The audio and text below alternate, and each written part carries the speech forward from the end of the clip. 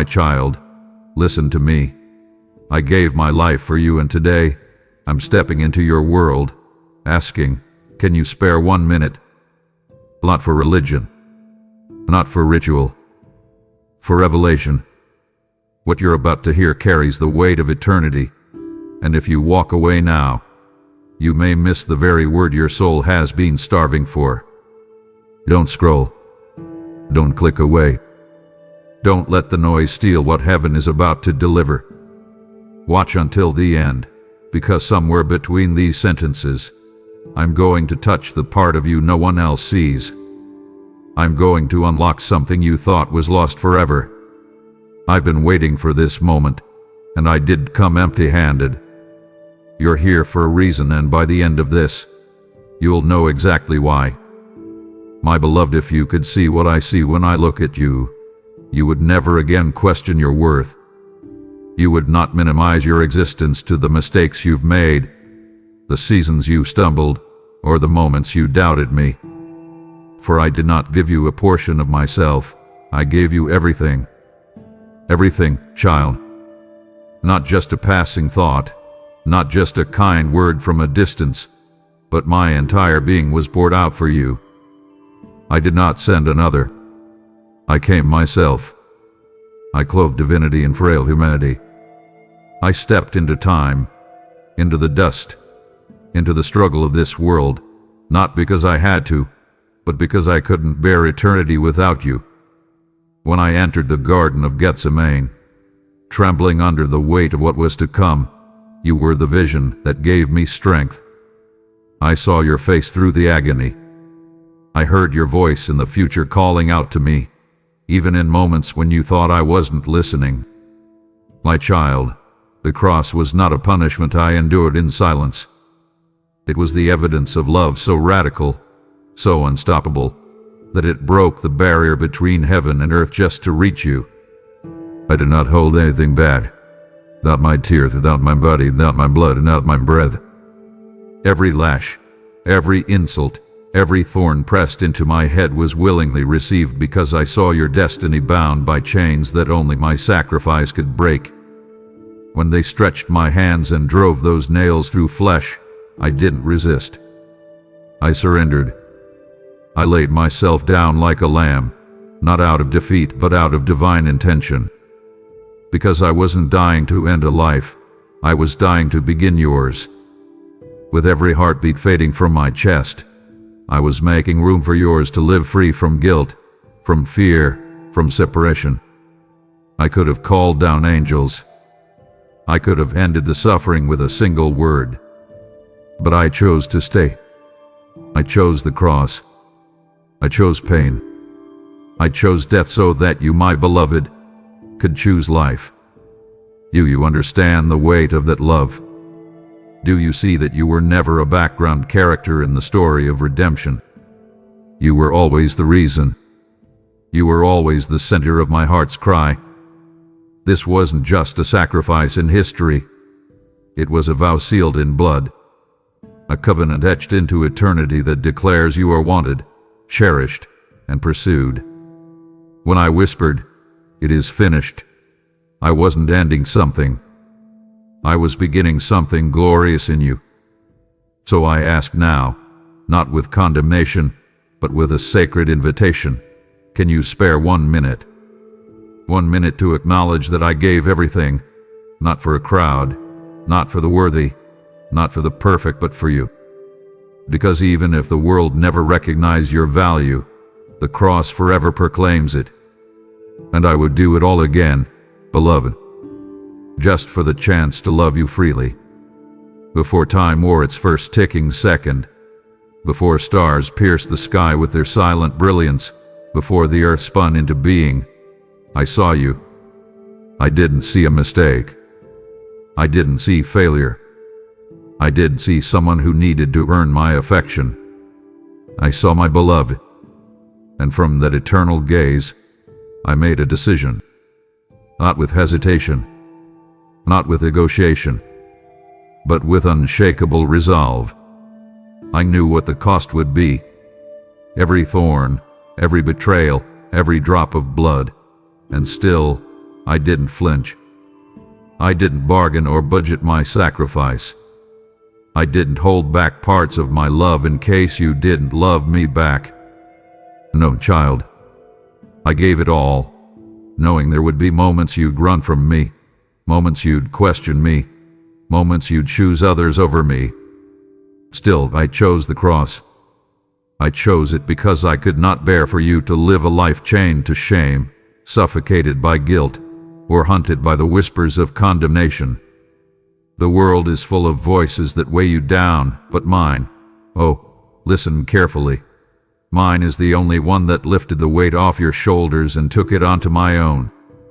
I stepped into the courtroom of your failures, and before a single accusation could stand, I silenced them with my blood. I became the defense, the sacrifice, and the judge all at once. Why? Because you were never meant to walk through life dragging chains behind you, calling it humility. That's not my design. That's not my truth. I didn't just pay for your freedom. I bought back your dignity. I gave you back your name, your identity, your place in my presence. So why do you still let the enemy play reruns of your regrets in your mind like broken records on repeat? Do you not know who tore up the record of wrongs and rewrote your future in grace? It was me. I didn't just tear the veil in the temple. I tore the veil over your heart that said you're unworthy to come close.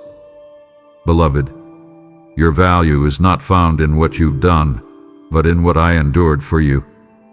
And I endured it all. With nails in my hands and your name on my mind, I declare before heaven and hell alike, they are mine. Not because you earned it, because I willed it, because I loved you before you had breath, and I will love you long after your final one. This love isn't temporary. It doesn't expire when you falter. It isn't fragile like human affection. It is fierce, it is final, and it is forever. So now, I ask, can you spare just 1 minute to stop condemning yourself for what I already carried? Can you stop replaying sins that I buried in the sea of forgetfulness? I didn't climb Calvary to give you a guilt trip. I climbed it to cancel your debt. Every lie that says you're too dirty, too far, too broken, silence it now. Drown it in the truth of my cross. Because when I look at you, I do not see a stained story. I see a blood-washed beloved.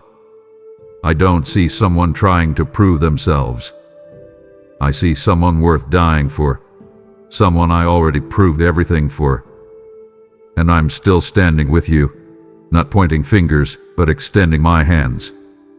Nail-scarred, wide open, reaching for the one I never regretted saving. You. Let me tell you a truth that even eternity itself still echoes. My love is not fragile. My love is not shaken by your silence, your wandering, or your weakness. The day they lifted that cross upright and the weight of the world pressed down on my body, it wasn't the nails that secured me there. Nails can pierce flesh, but only love can endure wrath. And that's what held me. The fire of an eternal affection for your soul. A love so fierce it broke the gates of hell. A love so unwavering it absorbed every curse spoken over you. A love so eternal that time cannot contain it and death cannot end it. When they spat in my face, it was your freedom I envisioned. When they mocked me, it was your destiny I defended. When they crowned me with thorns, I was thinking of how to crown you with purpose. This isn't metaphor. This is reality. This is the love that breathed its last so you could breathe again. Some think my love is poetic. Lo, child, it's prophetic. It sees through the wall you build and chooses you anyway. It doesn't flinch at the mess. It enters it. It doesn't withdraw in disappointment. It leans in. I knew every secret you'd never speak out loud, every time you'd pretend to be fine while drowning inside, and I love you still. The whip didn't stop me. The cross didn't scare me. The grave didn't hold me. Why? Because I wasn't just dying to forgive sins. I was dying to know you, to restore you, to call you close again. There is no too far for me, no too dirty, no too late. My love bypasses the logic of man and defies every condition religion tries to place on grace. This isn't performance-based affection. This is reckless mercy, lavish compassion. Love that bleeds, breaks, and rises again just to reach you one more time. I know the weight you carry. I've seen you bow under it, smile through it, hide it behind busyness and half-spoken prayers. But here's what you must understand. Beloved, I didn't just come to save you. I came to stay with you. You are not a charity case. You are a chosen treasure. Not tolerated, desired, pursued. And when you wonder if you're too complicated for love, remember the cross. It with the loudest yes I could scream into your chaos. I didn't love you because you were easy to love. I loved you because you were mine. And I still do. I always will. Not even your own doubts can unwrite what my blood declared over you. Redeemed, restored, beloved beyond measure. So come, just for 1 minute. Set everything down. The mask, the guilt, the questions. Look at my hands. The scars aren't wounds anymore. They are reminders that my love didn't flinch. It finished. It fulfilled. It followed through. And that love, eternal, fierce, unwavering, still beats for you. Right now, in this very breath. Let me say it as clearly and tenderly as I can.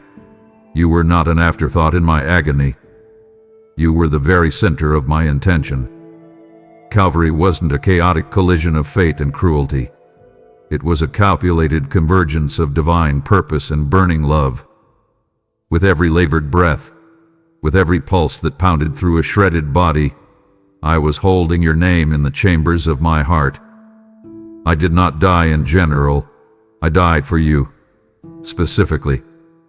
I didn't suffer with vague affection. I suffered with fierce focus. When the sky turned black and the earth trembled beneath, the weight of righteousness poured out. It wasn't just the end of sin's dominion. It was the opening of a doorway back to you. You were not some incidental name scrawled in the margins of heaven's story. You were the headline. The reason blood touched wood. The reason the grave was plundered. The reason I endured silence from the Father's face. Because to gain your heart, I was willing to lose everything, even if only for a moment. My eyes, as they closed under the weight of suffering, were filled with the vision of your restoration. When they mocked me, I heard the future sound of your worship. When they pierced my side, I saw the day your heart would be pierced by love, not pain. You are not one of many. You are one of one. Crafted with the careful precision of a sculptor who carves purpose into every fiber. You think you're just another person passing through life's storm, but in heaven's archives, you are a miracle in motion. A masterpiece still unfolding. You are the fulfillment of a promise made before the foundations of the earth. I wasn't just thinking of humanity on that cross. I was thinking of your childhood pain, your quiet battles, the nights you tried to pray but fell asleep crying instead. I felt all of it. I carried all of it. And I conquered all of it. That hill wasn't just Golgotha. It was the altar where your name was whispered into eternity, paid for in full by blood that still speaks louder than shame. I know the enemy has tried to convince you that you're forgettable, replaceable, expendable. But he is a liar, and I came to expose every single lie. If you could see the way your name is etched into the scars on my hands, you would never again believe you are overlooked. My love is not diluted across the multitudes. It is distilled personally, poured like oil upon your soul alone. I remember the first tear you ever cried. I remember the moment your faith first flickered. I remember when your heart began to crack under pressure, and I was there, not as a distant observer, but as the suffering Savior who bore your sorrow before you ever carried it. Can you spare 1 minute now to remember what I remembered about you on that cross? Because you were not a shadow in the crowd. You were the joy set before me. You were the echo that rang through every heartbeat, even as it slowed to stillness. And I would bleed again if that's what it took to remind you. You are not forgotten. You are forever mine. I did not have to come. I chose to. Glory did not eject me. Love compelled me. I stepped out of eternity, out of unapproachable light, out of angelic worship that never sleeps, and I chose a womb, a manger, a life marked with misunderstanding, suffering, and ultimately, the slow march to crucifixion. Why? Because I could not bear for you to live with the ache of abandonment. I couldn't stand the thought of you sitting alone in the dark, believing the lie that no one sees, no one hears, no one stays. So I came myself, not with trumpets or thunder, but with tears, with sweat, with dirt between my toes and blood in my veins. The kind of blood that would one day spill just to reach you in the dark places where your soul tried to hide. When others left, I came closer. When they walked away, I stepped in. I didn't send a messenger or angel to deal with your sorrow. I came wrapped in it. I chose to feel what you feel, carry what you carry, cry where you cry. I know what it is to be misunderstood, to be betrayed, to weep alone in gardens of pain while others sleep through your suffering. I gave up on my presence for proximity. I traded the endless chorus of heaven for the groans of a creation crying out for rescue. I put on skin that could be bruised, lungs that could be crushed, a heart that could stop beating, all so you'd never again believe the silence meant I had left you. Every night you cried into your pillow and wonder, "Where are you, God?" I was there, not as an idea or theology, but as a Savior who chose to feel what abandonment tastes like just so you'd never have to carry that weight alone. I was the breath beside your panic, the warmth inside your coldest hour. And yes, sometimes I didn't stop the pain, but I held you through it when no one else even noticed. Beloved, you don't need to wonder if I understand your darkness. I entered it. I walked through it. I bled in it. And I rose from it, holding the keys that ensure your darkness will never be the end of your story. So can you spare 1 minute to hear me now? 1 minute to let me step into the dark corner where you still don't feel worthy of light. Because I didn't give up glory to offer you temporary comfort. I gave up glory to give you eternal presence. A presence that doesn't just hover near, it dwells within. The same power that raised me from death now lives in you, not because you earned it, but because I emptied myself to fill you. Not because you were good enough, but because you were love enough. The throne I left wasn't lost, it was lent.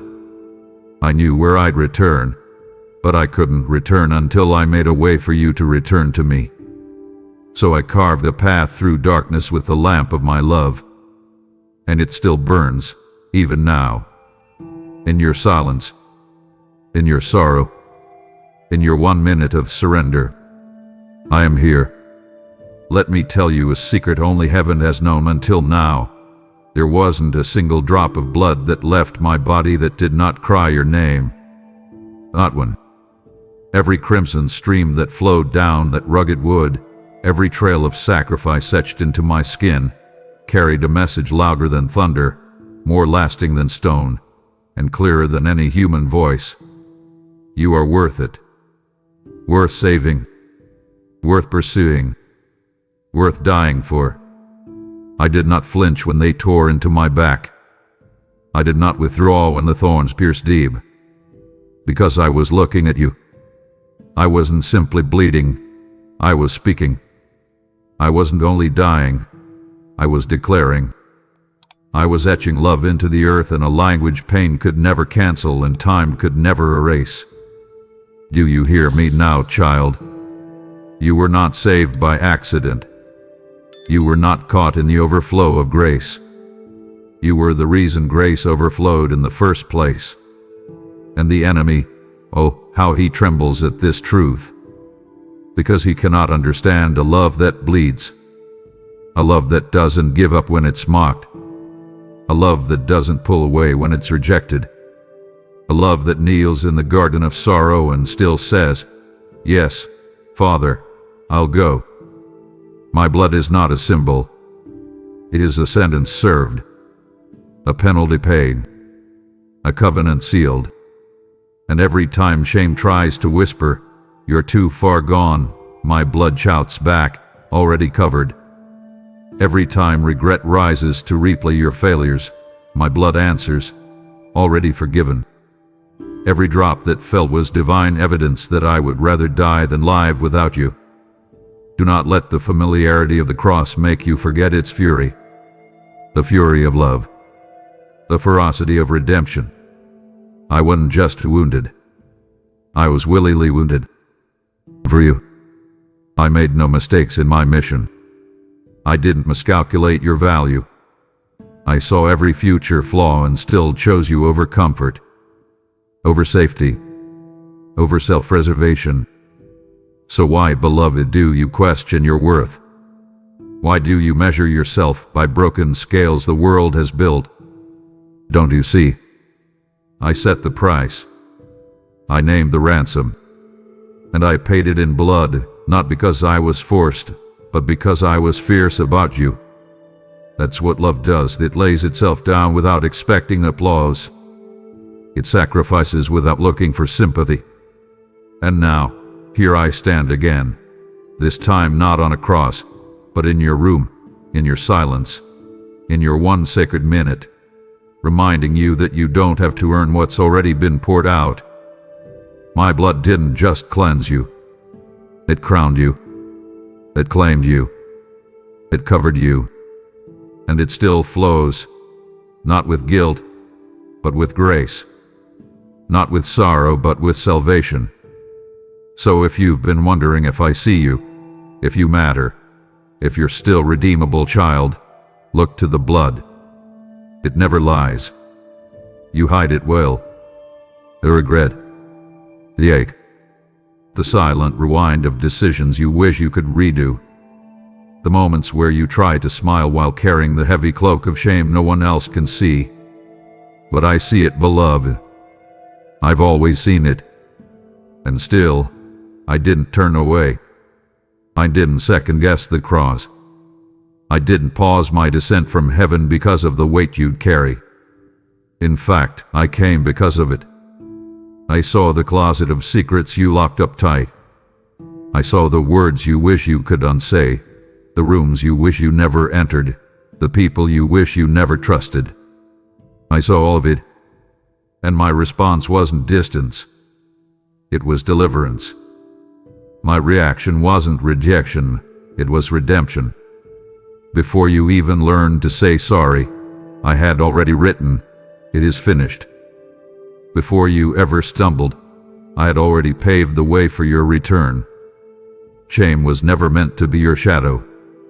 That was the serpent's voice, not mine. Let me remind you of something holy, something urgent, something heaven still shouts in your defense. I do not call you by your past. I do not identify you by your scars. I renamed you in blood. I called you righteous when you still felt ruined. I crowned you forgiven when you were still crawling through guilt. Not because you cleaned yourself up, but because I carried the mess and made it holy. Shame thrives in silence, but I break silence with salvation. Regret tries to replay your losses, but I've recorded your faith in every moment you dared to believe again. So when shame comes knocking, remind it who answered first, me. The one who stood in your place. the one who took the full weight of sin and shattered its hold with one cry of, "Father, forgive them." And child, I didn't say it generically. I said it specifically. For you. I am not here to rub your nose in what you did. I am here to lift your face into what I've already done. You punish yourself long enough. You've rehearsed your regrets, trying to pay a price I already paid in full. Let me take that weight from you now. Let me enter the deepest places where shame has tried to nest and evict every lie it told you. You're not unlovable. You're not disqualified. You're not ruined. You are redeemed. You are recalled. You are rising. You don't have to pretend anymore, not with me. You can fall apart in my presence and know I won't walk away. I'm the God who walks into gardens of hiding and calls you out by name, not with anger, but with restoration in my hands. So just 1 minute, beloved. 1 minute to lay it all down. Let me wash your regrets with words more powerful than shame.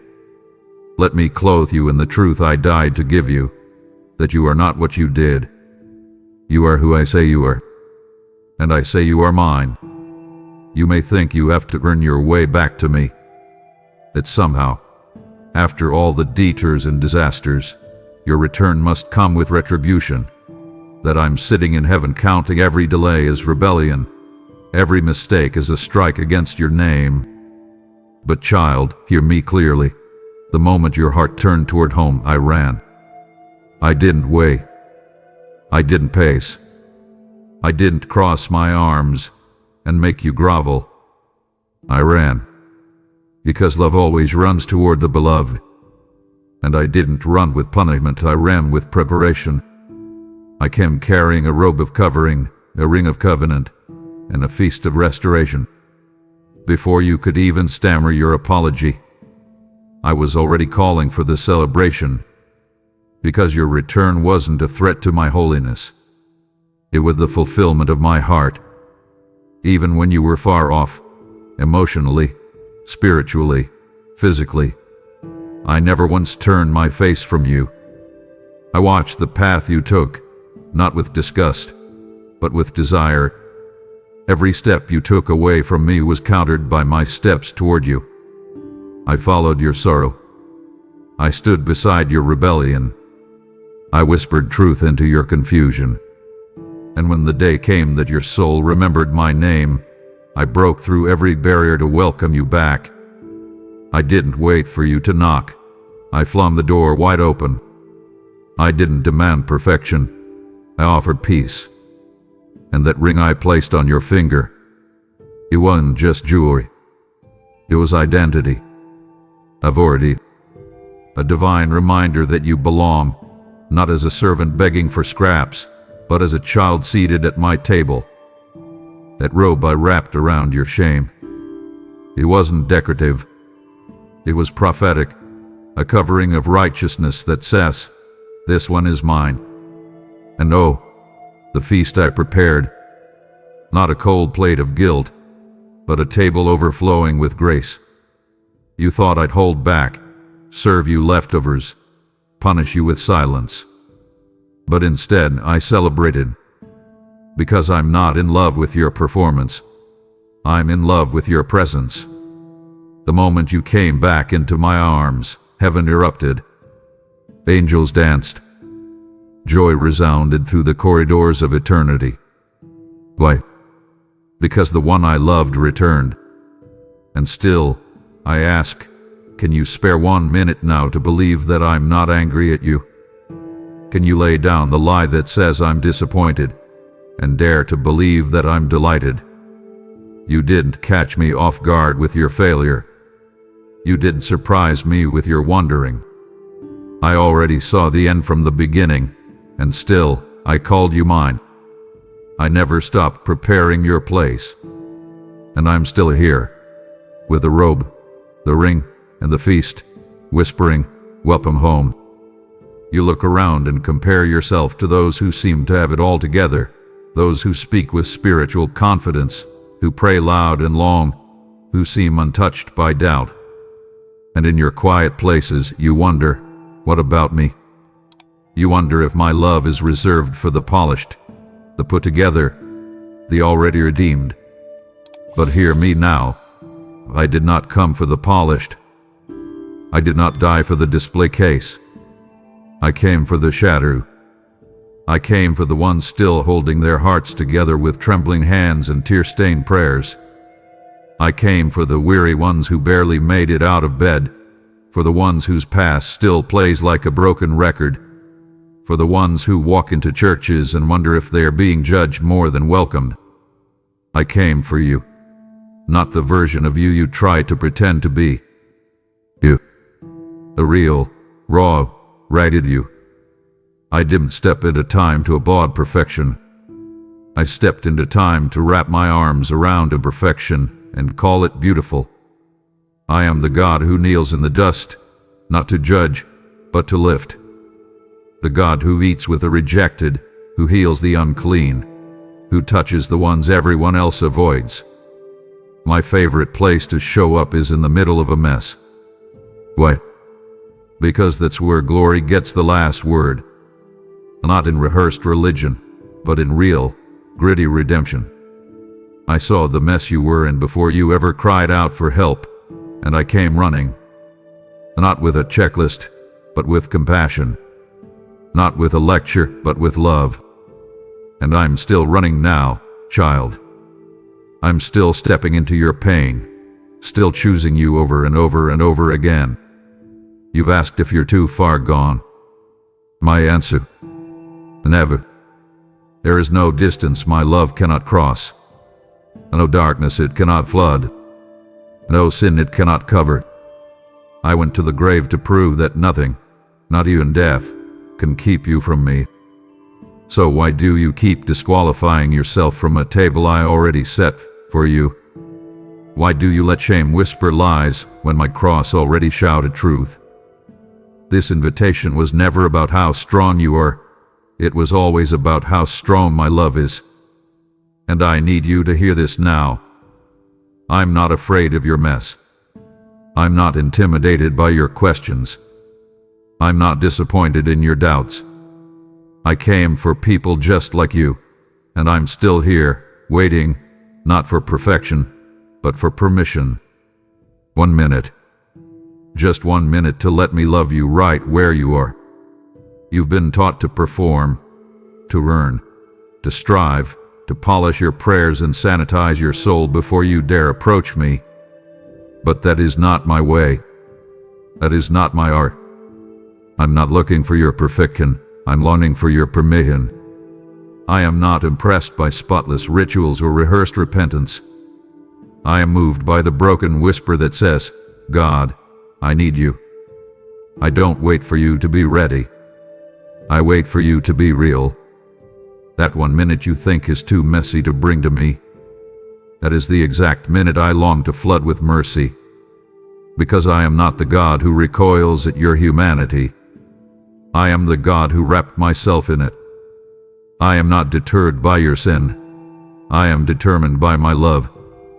I don't need your performance. I need your yes. A trembling, hesitant, tearful yes is all I need to release rivers of mercy that wash away what years of shame tried to cement. You see, surrender isn't weakness. It's wonder.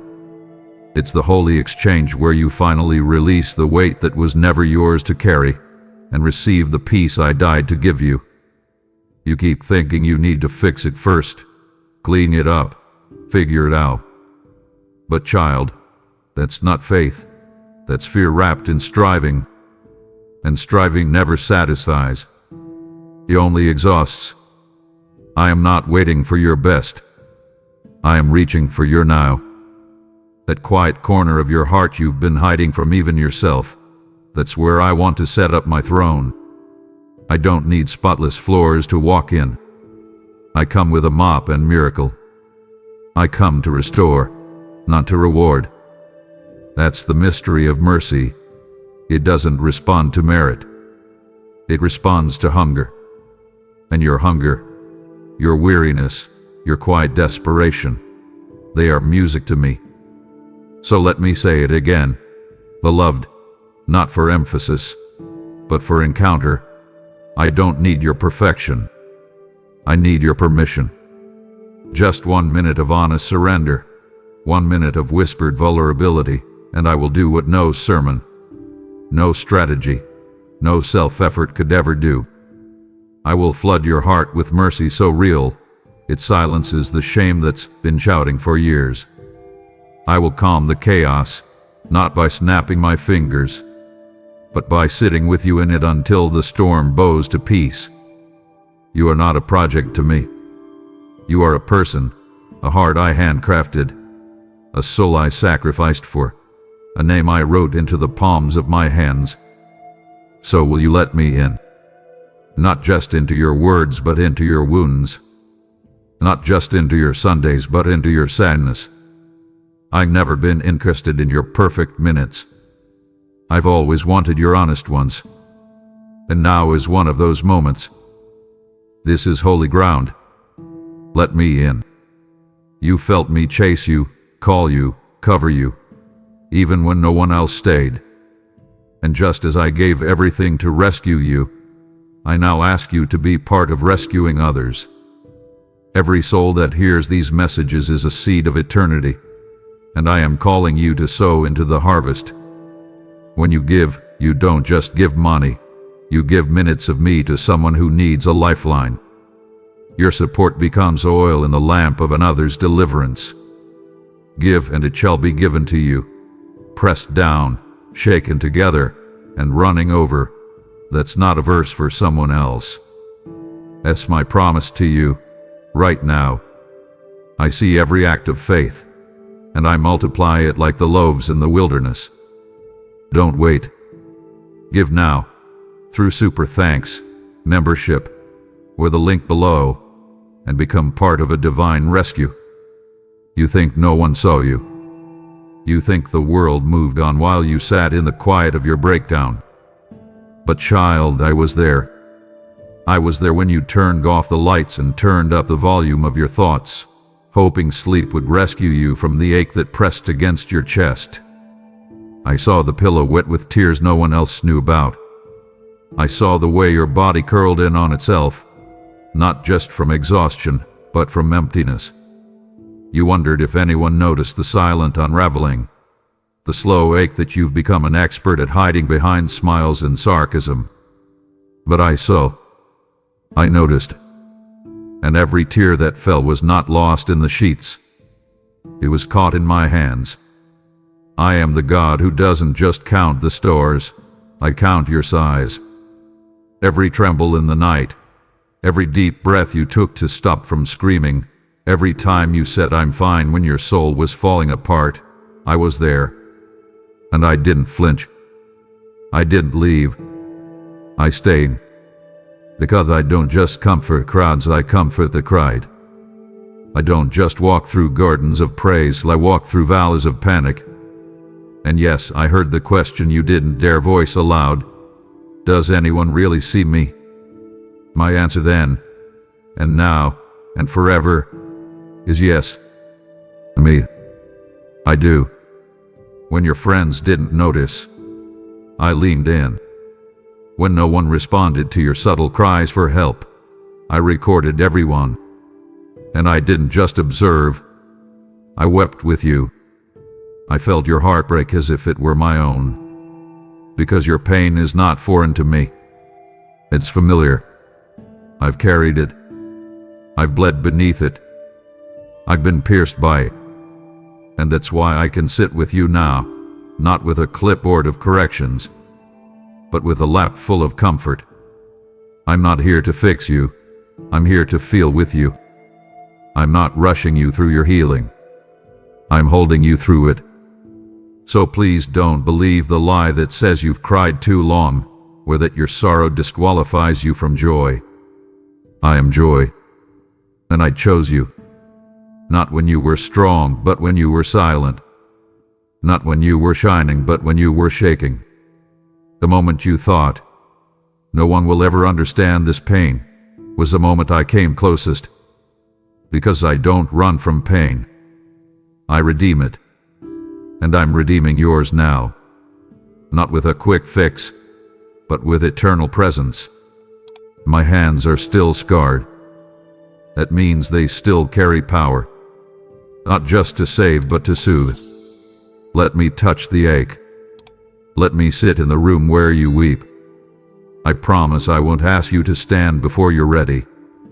I'll sit with you until the strength returns. And it will return. Because I'm not leaving. Not tonight. Not ever. I still see you. And I love you, not in spite of the tears, but through them. My child, I did not stretch my arms wide on the cross to guilt you into obedience. I did it to gather you into a love that refuses to let go. I did not surrender my spirit to burden you with repayment. I surrendered to remove the distance, to erase the debt, to eliminate the question of whether you were ever wanted. You are. Not vaguely, not conditionally, but fiercely.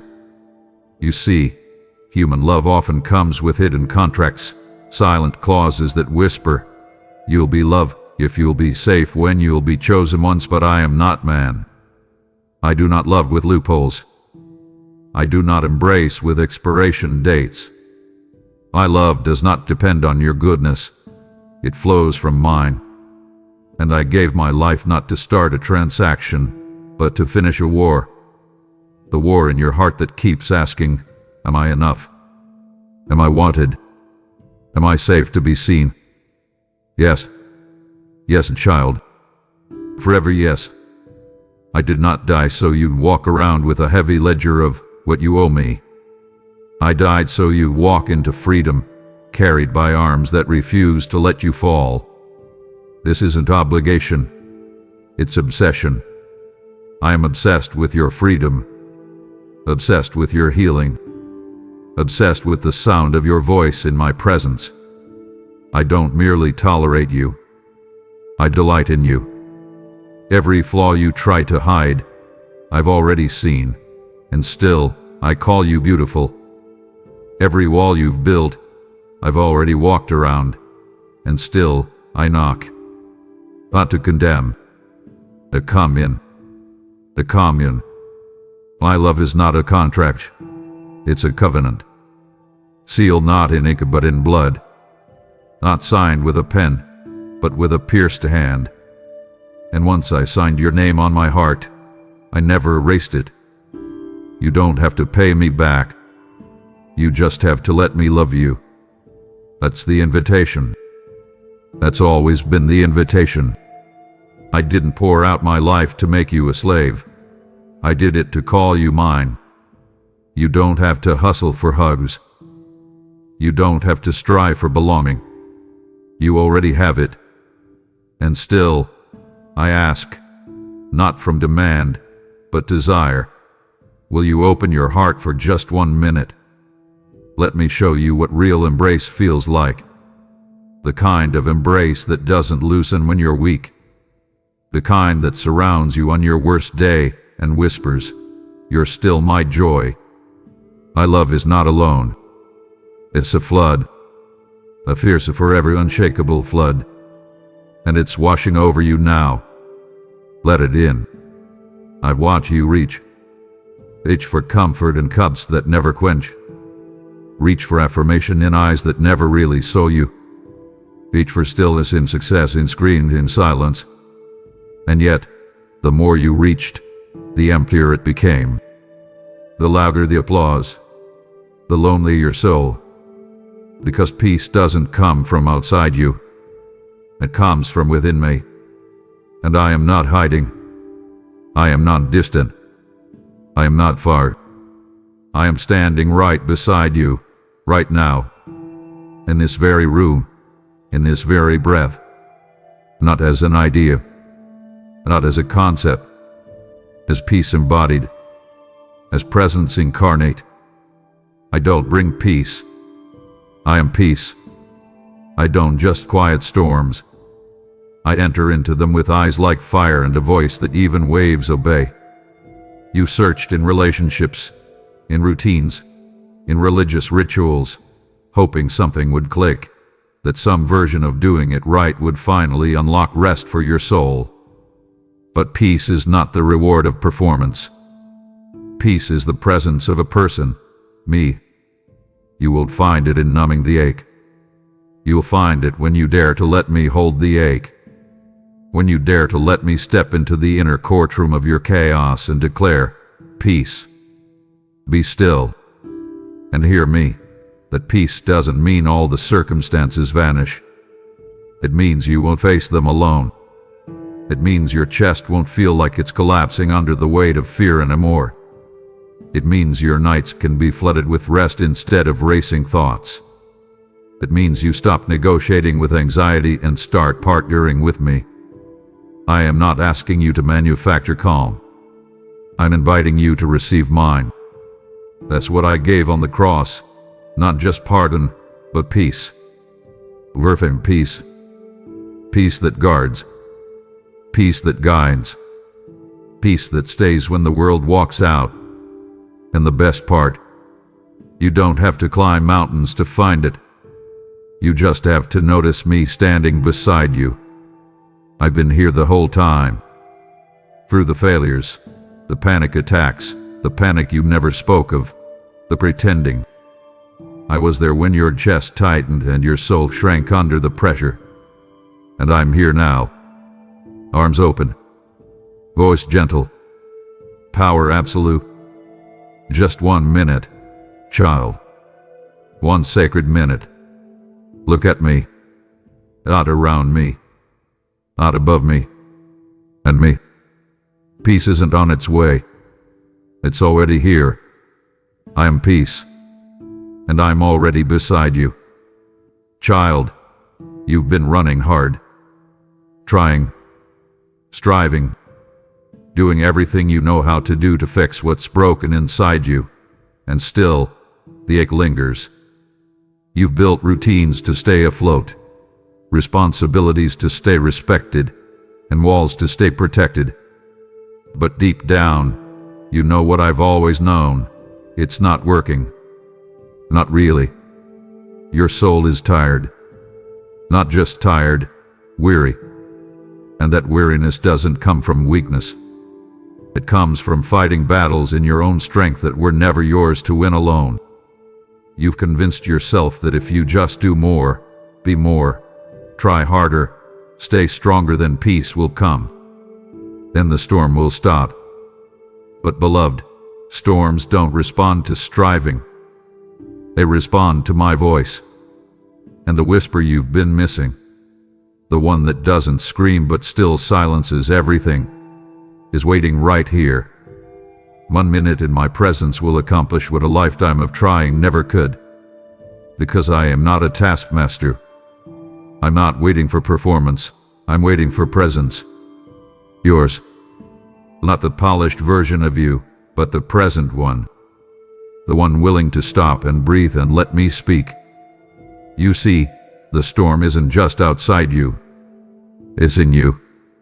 The thoughts that spin, the fears that flood, the inner critic that never sleeps. I hear it all. And yet, with a single word I can calm it. Not because you figured it out, but because you invited me in. That's the power of my presence. It doesn't just visit your life, it transforms it. I step into the boat you're in, even when it's halfway underwater, and I speak with the same authority that shaped galaxies. Peace. Be still. And everything listens, even the fear inside you. But it starts with 1 minute. Just one. Not a minute of eloquent prayer. Not a minute of perfect posture. A minute of surrender. Of silence. Of letting my spirit do what your soul have been longing for all this time. Rest. True, lasting, soul-deep rest. The kind that doesn't evaporate when trouble returns. The kind that anchors you when the world spins sideways. Come to me, all who are weary. That was never just a verse. It was my heart cry. And it's still my invitation. You don't need to solve it all before you come. You just need to come. 1 minute. One moment, one holy breath. Let me speak. Let me still. Let me do what only I can do, not because you deserve it, but because you're mine. There are memories you don't revisit often, moments too painful to relive, so you bury them beneath busyness and smile through the scar. But I was there. I saw it all. I saw the rejection that sliced deeper than anyone knew, the friendship that crumbled without warning, the conversation that left you hollow, the silence that screamed, "You're not enough." I felt the sting when you were passed over, overlooked, discarded like you were disposable. And I wept with you, not from afar, from within. Every moment you felt unseen by others, I was drawing nearer, wrapping invisible arms around your heart, whispering, "I see you. I see everything. And I choose you." You've mistaken rejection for identity. But child, people's dismissal of you is not a mirror of your worth. It's a reflection of their blindness to the treasure they missed. I never missed you. Not once. Do you know why I linger near when others walked away? Because I'm not like them. I don't love based on usefulness. I don't leave when you're not shining. I don't need you to impress me. I already chose you. Before you could fail me. Before they could reject you. Before you could doubt yourself. I chose you, not as a second option, not out of obligation, but out of overflowing affection. My love is not the echo of other people's acceptance. My love is the original voice, the one that said, "Let there be light," and also said, "Let there be you." And it is still speaking, still choosing, still chasing you down when you feel most unwanted. The rejection didn't change my affection. Your silence didn't drown out my song over you. I know how hard it is to believe you're still wanted. I know how your heart flinches when people get close, because deep down you expect them to leave too. But child, hear me. I'm not going anywhere. I am the one who stays. When the crowd thins, when the spotlight fades, when the text goes unanswered, when the door closes, I stay. And not only do I stay, I speak. I speak life over your wounds, truth over your lies, destiny over your despair. I choose you, over and over again, not because of what you bring, but because of who you are to me. You are my beloved, my treasure, my joy, the one I sought even when others turned away. And I'm still here, still whispering your name in rooms where no one else notices, still fighting for your heart behind the scenes, still writing chapters of glory that rejection could never erase. So 1 minute, child, 1 breath of courage. Let me in. Let me rewrite the story rejection tried to finish. Let me fill the empty places with a truth they never told you, that you are chosen, seen, hear you, always. There were moments you thought I left, seasons where my silence felt like absence, times when your own guilt convinced you that you had gone too far, done too much, fallen too hard. But child, that was never me speaking. That was shame. And shame is a liar. I want you to hear me clearly now. There has never been a moment I turned away from you. Not one. Even when you pulled away from me, even when you ran in the opposite direction, I pursued. I followed. I wept. I whispered. And I waited. I never stopped weaving destiny into your days, even the ones you thought were wasted. Because what looks like a detour to you, I used as a deeper route. You may have wandered, but I never once lost sight of you. Your name was still written on my hands. Your purpose still alive in my plan. Your future still secure in my grip. You think I only walk the straight paths, but I am the God of the wilderness. I'm the God who shows up in dry places, who speaks from burning bushes, who finds the one sheep even when 99 stay behind. I don't abandon people when they're messy. I don't throw away stories when they get complicated. I'm not intimidated by your detours. I use them. I don't need a perfect path to bring you to a perfect promise. I need your heart. That's it. And even when you stop trusting me, even when you question my timing, my goodness, even my existence, I stayed. I cried with you in your confusion. I held back the full force of darkness when you didn't even know you were in danger. And I kept speaking, not with thunder but with tenderness, not with punishment but with patience, because I knew you'd hear me again. I knew there'd be a moment, maybe even this moment, when your soul would pause long enough to ask, could he still want me after all this? My answer is yes. Always yes. I'm not here to rewind your regrets or review your record. I'm here to redeem, to restore, to resurrect what the enemy convinced you was beyond repair. I never dropped your calling. I never revoked your identity. I never tore up the blueprint. I held it close. I kept it safe. And I've been preparing you, even in the hidden places. What the enemy used to deter you, I'm now using to deepen you. And what you thought was a delay, I've turned into destiny. So can you spare 1 minute now? 1 moment to believe that I never turned away. That I still call you mine, not because you're perfect, but because I am faithful. I never left. I never gave up. I never stopped choosing you even when you stopped choosing me. And I'm still here, child, waiting to walk with you, not just back to where you were, but forward into everything I've still written for your life. So many see the cross as a final chapter, the dramatic end to a beautiful but tragic tale. But child, the cross was never the end. It was the door, the entryway to everything your heart has longed for: belonging, peace, purpose, eternal life, intimacy with me. I didn't endure the agony of Golgotha just to leave you standing outside the threshold.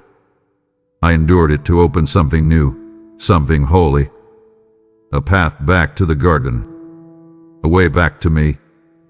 And I've been waiting, not with arms crossed in disappointment, but with arms wide open in welcome.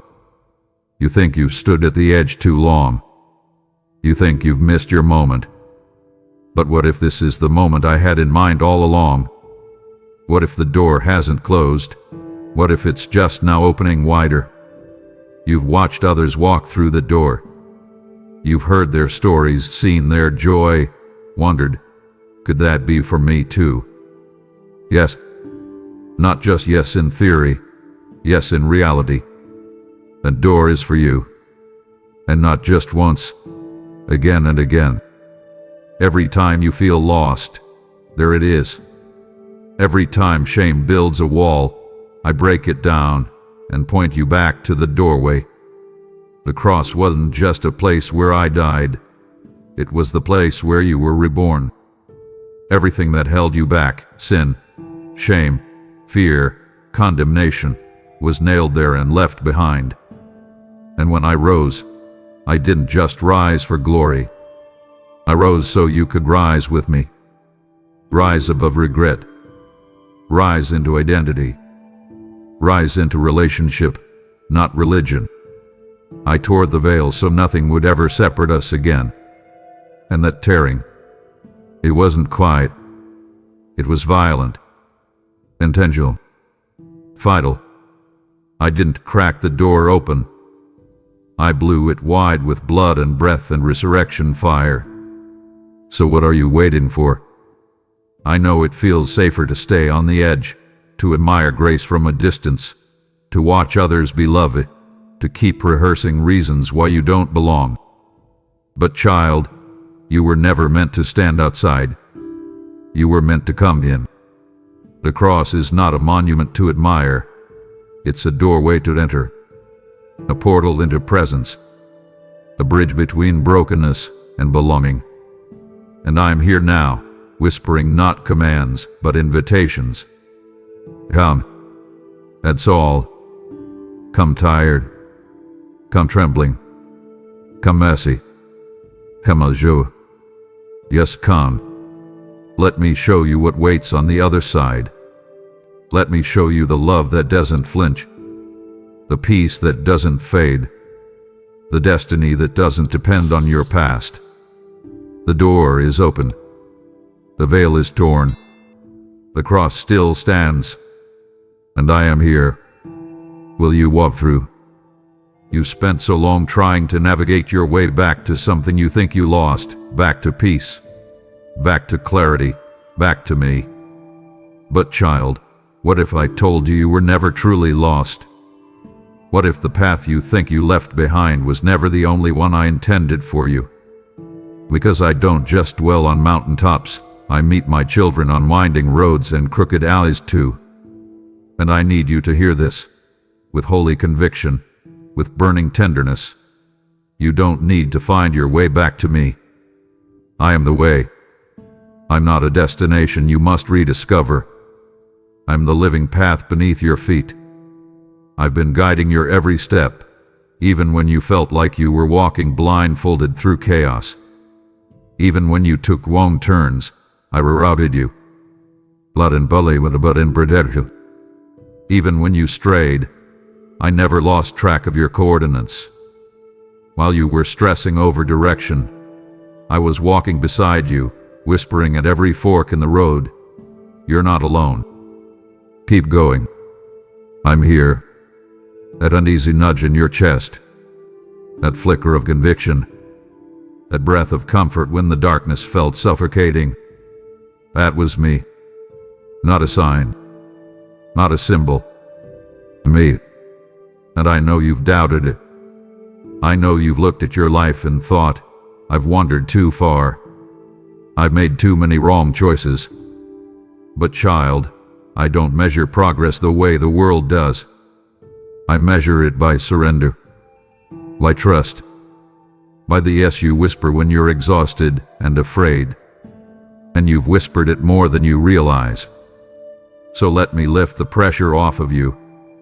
You don't need to map your way to me. You need only to pause, breathe, and recognize I've been here the entire time. Why here? Closer than your thoughts, closer than your breath. And this road you're on, it hasn't disqualified you, it's equipped you. Every detour shaped your soul. Every delay carved depth into your faith. Every moment you thought was wasted, I used it. I turned ashes into strategy, pain into purpose, and confusion into the soil where wisdom could grow. So can you trust me now, not just as your destination, but as your direction? Can you release the shame that told you you had to earn your return? You're not returning. You're walking with me even now. And I'm not leading you in circles. I'm leading you home, step by step, breath by breath, moment by moment. I am the way, and I am still enough for you. You've carried chains that never belonged to you. Chains of guilt that tighten with every memory. Chains of fear that rattle in the dark corners of your mind. Chains of unspoken trauma, inherited patterns, words spoken over you in anger that still echo long after the voices went silent. And maybe no one else sees them. Maybe they just see the smile, the strength, the structure you've built to survive. But I see deeper. I see the wrists that ache from carrying weights I already wore. And I want you to hear me. When I said, "It is finished," I wasn't using poetic language. I was declaring war-ending authority. I wasn't just wrapping up my mission. I was ripping up the contract to hell thought it had on you. Every chain. Not some. Not just the obvious ones. Not just the ones religion pre-approved.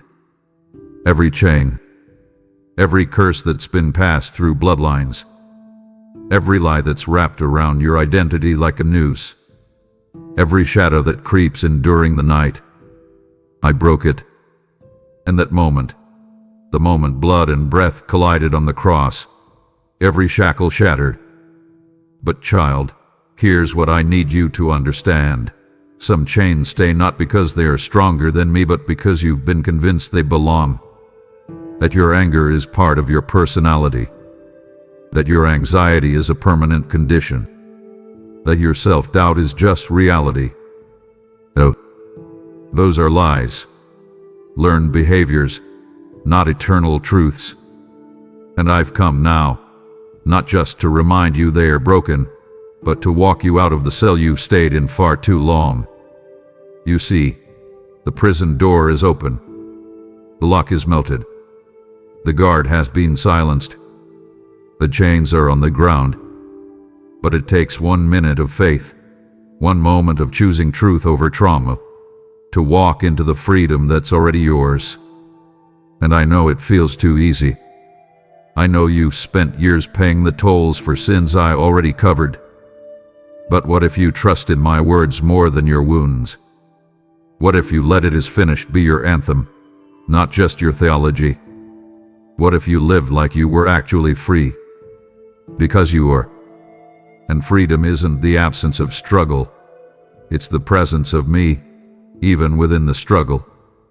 Freedom means shame has no boat. Condemnation has no chair at your table. And your past has no power to rewrite the beauty I'm building in you. So let me say it again, with the weight of heaven and the roar of eternity. Finite. Not in theory. In truth. You are not chained. You are chosen. You are not cursed. You are called.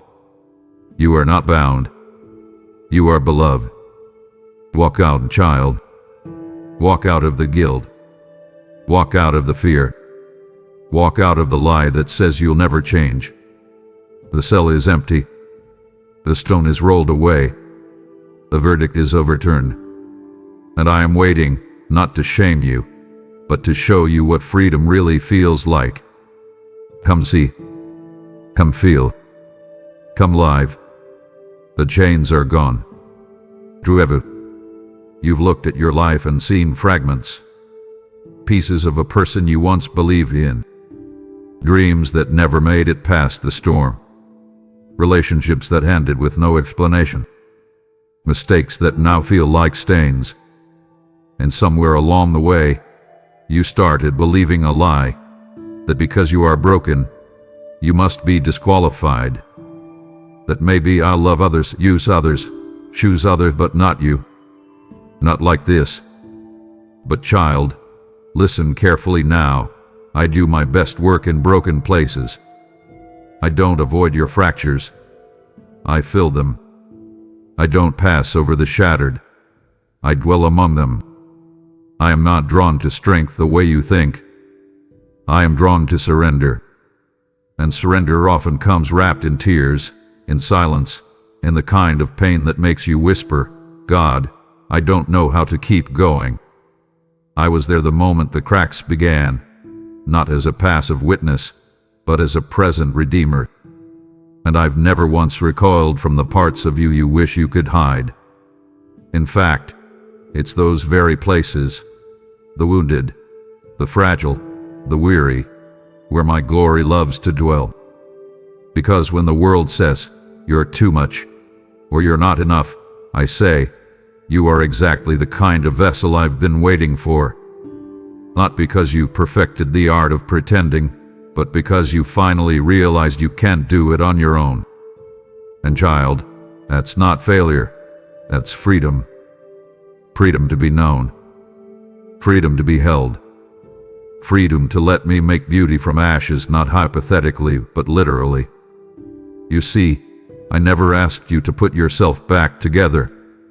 That's not your job. That's mine.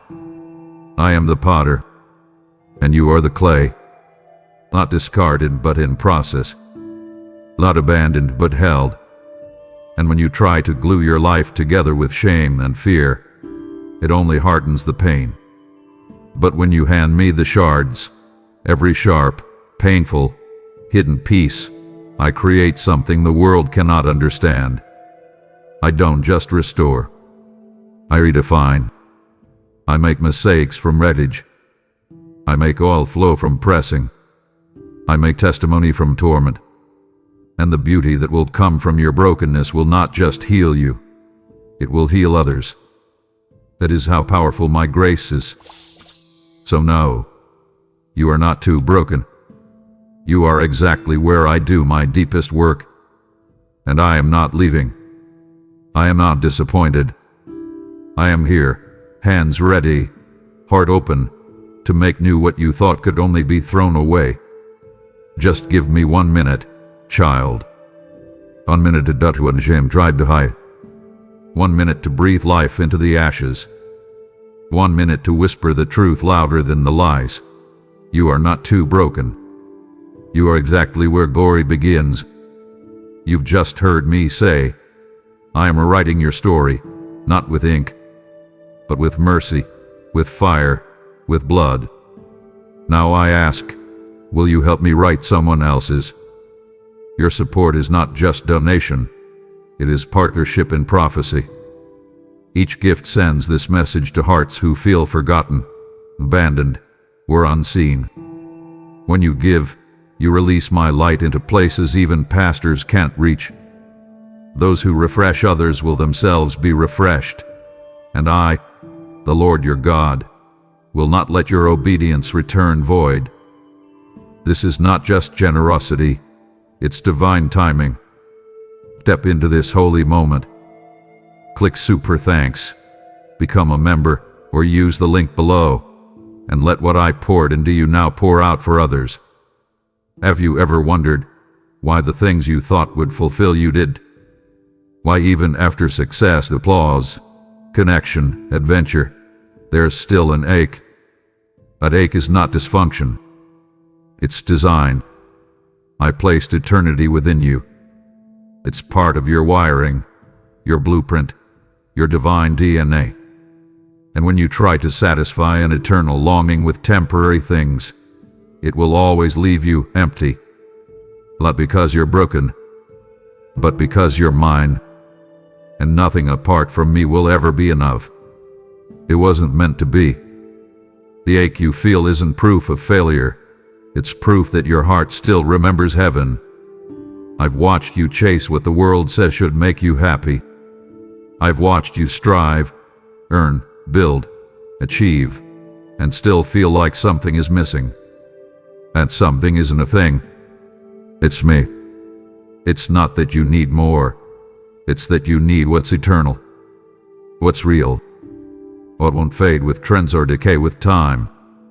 And I am the only one who fits that shape in your soul. Everything else is temporary scaffolding. But I am the home your heart has always longed for. And the moment you stop trying to fill that space with noise, with distraction, with surface satisfaction, you will hear me whispering, I've been here all along. Do you know what eternity feels like when it stirs in your spirit? It feels like longing. It feels like knowing there's more, even when you don't have the language for it. It feels like tears during worship you didn't expect to cry. Like hunger you can't name. Like a pull toward something deeper when the world tells you to stay shallow. That's not confusion. That's calling. That's me. Pulling you. Drawing you. Inviting you back into the eternal rhythm of being known and loved and restored. Because you weren't created just to survive the day-to-day. You were made to walk with me, to commune with the divine, to live from the inside out. And until you return to me as your source, your center, your everything, there will always be a part of you that aches. But the ache doesn't have to win. Eternity doesn't just echo within you, it invites. And I'm inviting you now, not to religion, not to routine, but to relationship, to rest, to the kind of connection that makes every other counterfeit lose its power. Come back, child. not as punishment, as promise. Come not because you're forced, but because your heart knows you were made for me. And I've been waiting for you to come home to what you were always destined to carry, eternity, alive in you. You've tried to hide them, those places where pain etched its signature deep into your soul, the disappointments that linger like shadows, the wounds that seem to define you more than your victories. You've done your best to patch them up, to move on, to smile through the scar. But child, I never asked you to pretend they weren't there. I never asked you to hide what I long to heal. Because in my hands, wounds are not blemishes. They are blueprints. They are not shameful secrets. They are sacred sides. They are not where your story ends. They are where my glory begins. And I want you to know, I see every wound, and I still say, I'm not done with you. You see, the enemy wants you to believe that your brokenness disqualifies you, that your wounds make you less usable, less holy, less loved. But that's not truth. That's a lie dressed in guilt. Your wounds, when surrendered, don't push me away. They pull me in. Do you remember my son's hands? They still carry the wounds. Not hidden, visible. Not erased by resurrection, but revealed through it. Why? Because they are proof. Proof of love. Proof of victory. Proof of what can happen when pain meets purpose. And just like him, I'm not trying to erase your wounds. I'm redeeming them. Transforming them into windows. Windows where my light, the kind of light that doesn't just comfort, but transforms, pours through and touches everyone who sees. The places you've tried to keep hidden, the trauma, the betrayal, the regret, the loss, or the very places I want to fill with my presence. I want to make your testimony unignorable. I want to make your healing so visible, so undeniable, that others begin to hope again just by looking at your life. And no, I'm not glorifying pain. I'm glorifying redemption. Because redemption is my signature. It's what I do. I take what was meant to destroy and turn it into deliverance. I take wounds and make them windows, openings where heaven shines through and tells the world, grace is real. Mercy is near. Restoration is possible. You are not just a survivor. You are a sign. A walking, breathing, radiant sign that says, God was here. So stop hiding, child. Don't rush to cover what I'm trying to uncover, not to expose, but to heal. Give me just 1 minute. One vulnerable, trembling minute. Let me show you what I see, not weakness but wonder. Not failure, but future. Not shame, but shining glory. I see windows, and I'm about to pour my light through them. Time has a way of testing faith.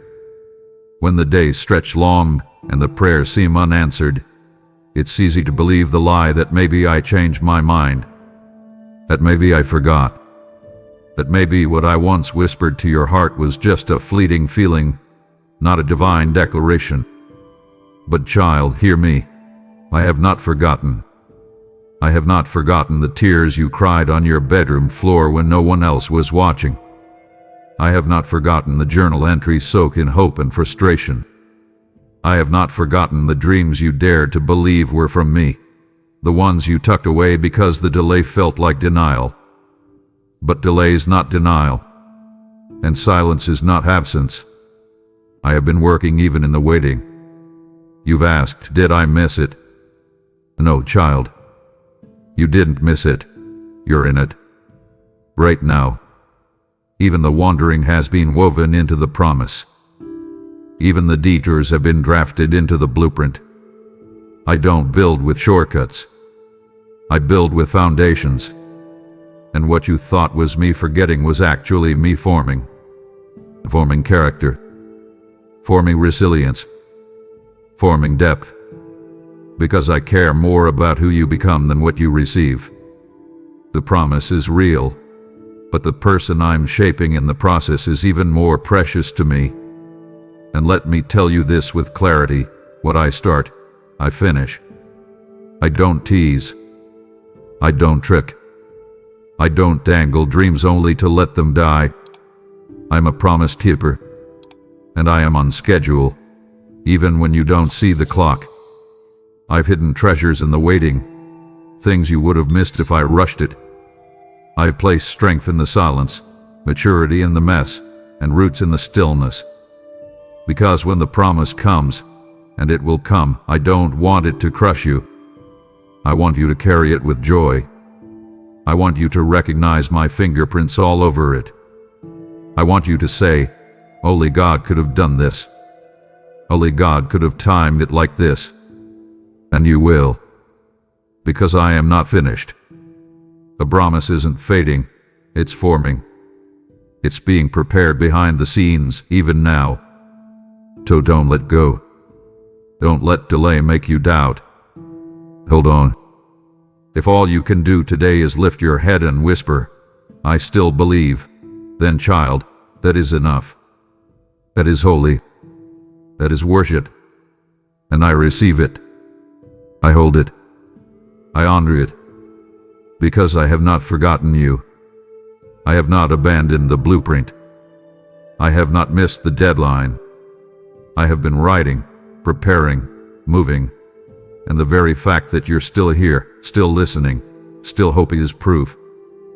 Proof that my hand is still on you. So take heart. The promise still stands. And so do I. The story of your life is not over. No matter what chapters you think are too messy, too painful, or too far gone, I want you to know this: I hold the pen. And I do not tremble when I write your name. I am not editing your life to erase the broken parts. I am redeeming them to reveal my glory. What men wrote in judgment, I will write in mercy. What the enemy tried to stamp in finality, I overwrite with a declaration that echoes through heaven. This one belongs to me. Child, your story is not a tragedy. It is not a cautionary tale. It is not a lost cause. It is a testimony in progress, and I am not finished. I never stopped writing. I never stopped dreaming over you. Some chapters were written in pain. Yes, I wept with you as the ink bled onto the page. Betrayal, rejection, heartbreak, failure. But don't mistake the valley for the end. Don't confuse the wilderness for your grave. I do my most miraculous work in unfinished stories. And hear me, I never needed perfect characters to craft perfect endings. I use the raw, the real, the rejected, and I turn them into redemption. I don't write for applause. I write for transformation. And what I am doing in your life, even now, will turn heads not because of the spotlight but because of the Spirit. Because of the unmistakable fingerprints of a God who refused to leave you stuck in the middle of a broken paragraph. Every drop of blood my son shed was for this very purpose, not just to forgive your past, but to rewrite your future, to take the pages soaked in shame and transform them into scrolls of grace. You think you've disqualified yourself, but child, you were never the qualifier to begin with. I am. And I say you are chosen. You are still called. You are not a lost page. You are my masterpiece in motion. And my love for you is not some delicate feeling. It's a holy force. Unstoppable, unrelenting, undefeated love that refuses to give up. Even when you did. Especially when you did. I never put the pen down. Not once. So I ask, beloved, will you give me 1 minute? One final minute to remind you that your story is not over. It is being rewritten. Not in ink that fades, but in blood that speaks. Not in shame, but in mercy. Not in fear, but in love, insoluble, imaginary, eternal love. and I am writing even now. Let me finish what I began. Let me turn the page. This is not a demand. This is a plea, a divine, sacred invitation from the one who hung the stars and yet chose your heart as the dwelling place I desired most. I gave everything, not symbolically, literally. I gave breath, blood, body, not to coerce your love, but to offer mine without conditions. And now I ask, as gently as I can you spare 1 minute? What holy moment. One real surrender. One choice to turn toward me and not away. I am not asking for your perfection. I am asking for your attention. I am not demanding performance. I am yearning for presence. Yours. There is nothing you could give me that I do not already own, except your yes. Your willing yes. Your broken yes. Your whispered yes.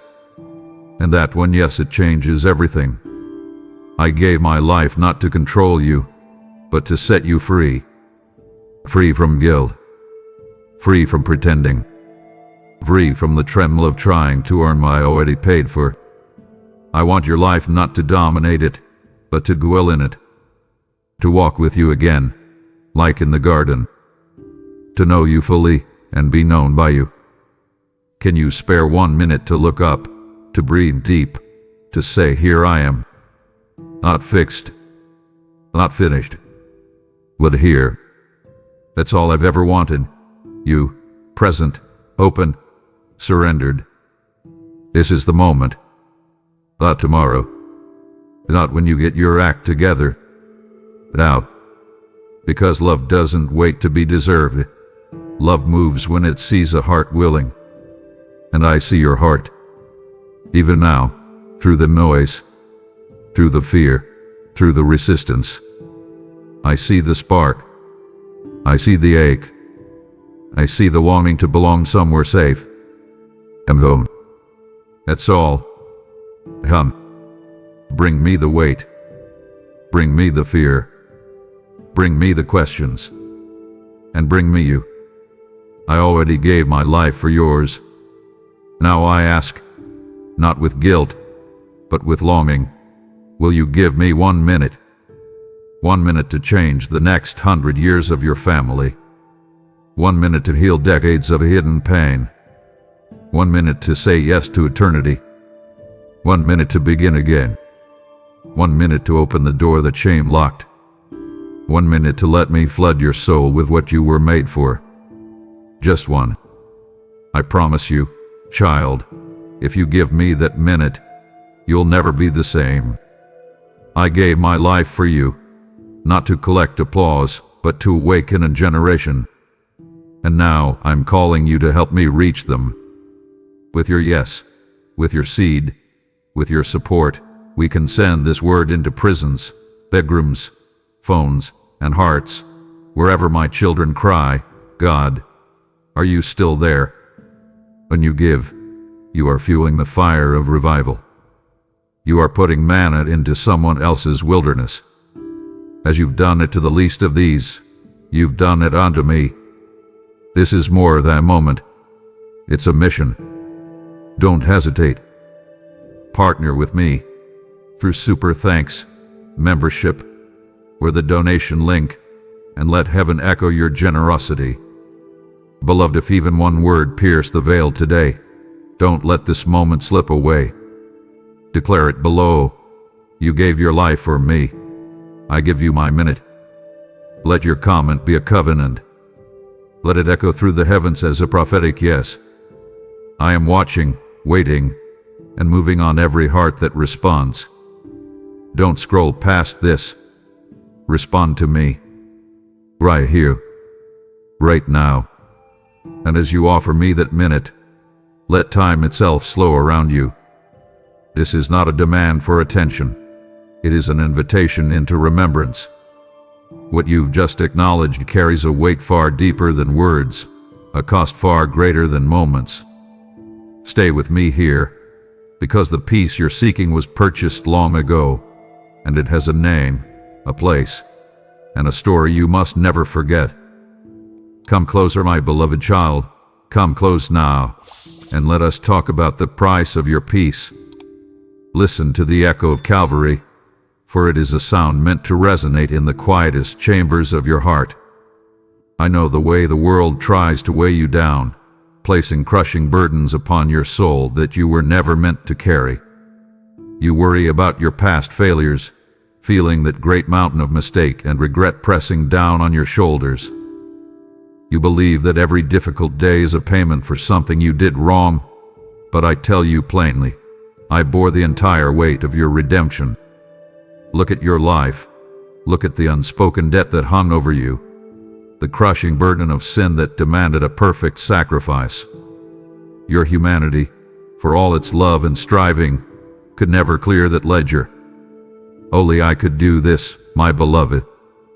Only I could step into the breach, peel the truth of that moment, understand the immense, heavy gravity of it all. I know the feeling of that knot in your stomach when you face an impossible challenge at work or when you look at the dwindling balance in your bank account. That fear, that stress, it feels like a heavy chain, does it not? That is but a shadow of the real, eternal chains that bound you, my precious one. Do you truly grasp the priceless exchange that took place on that hill? You were sentenced, and I stepped forward. Your eternal freedom, the right to stand unashamed in my presence, cost me my very life. It was a transaction of extreme love, a singular choice with unending consequences. I saw the full scope of your unworthiness, and my love did not waver. Instead, it surged, finding its ultimate expression in laying down my life for you, my friend. Accept this truth. Greater love has no one than this. Look deeper still. Think about those nights when the pressure feels overwhelming, and you pray, I can't do this, my God. I hear that prayer, and I know that exact feeling. Recount the memory of the agony in the garden, my human struggle before the cross.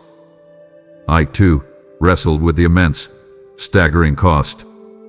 I felt the deep reluctance of my human will against the divine command.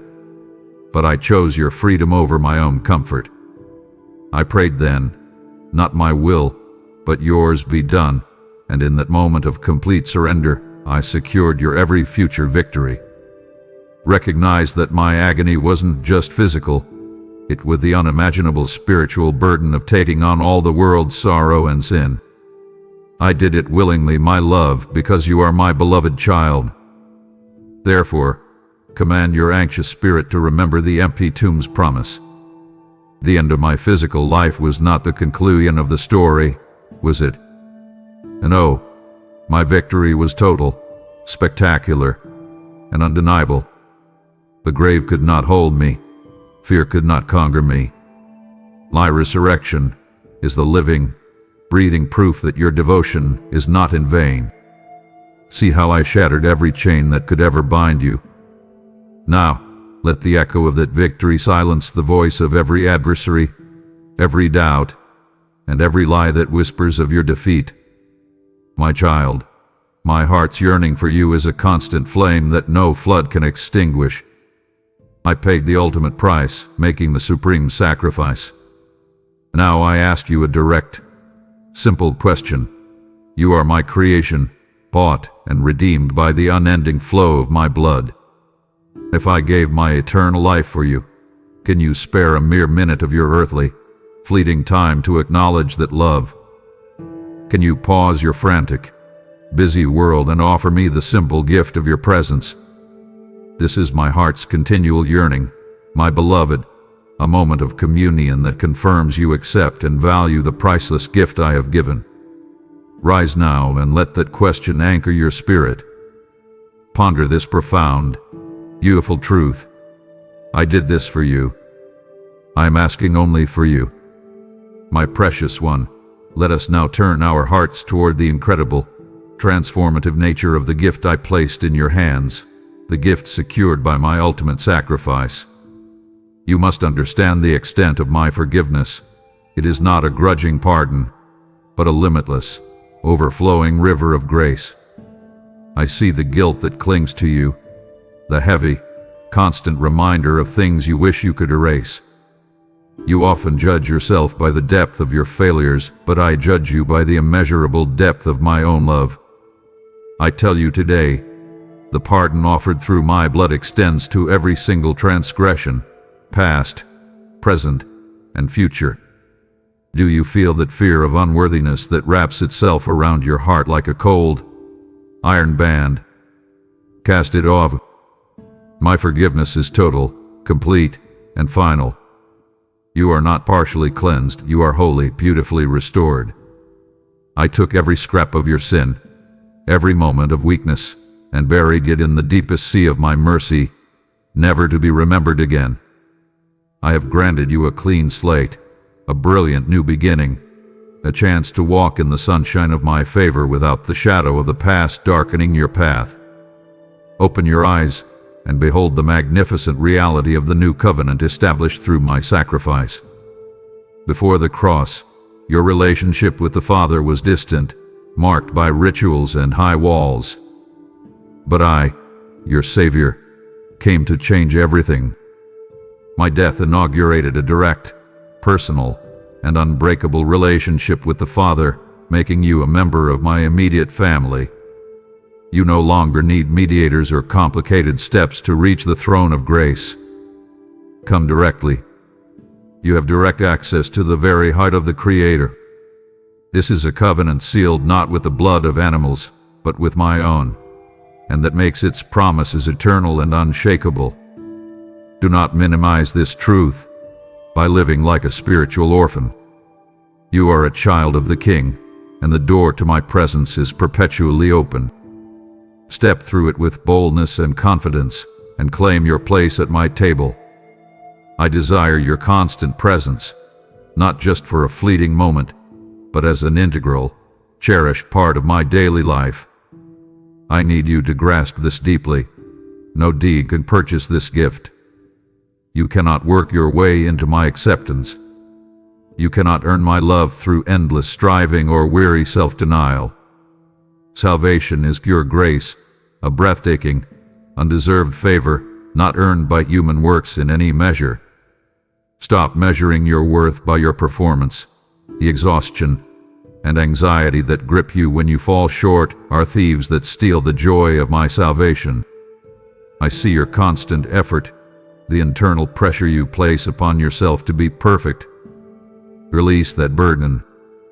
I accomplished everything needed on the cross, and your only work now is to simply accept the finished masterpiece of my love.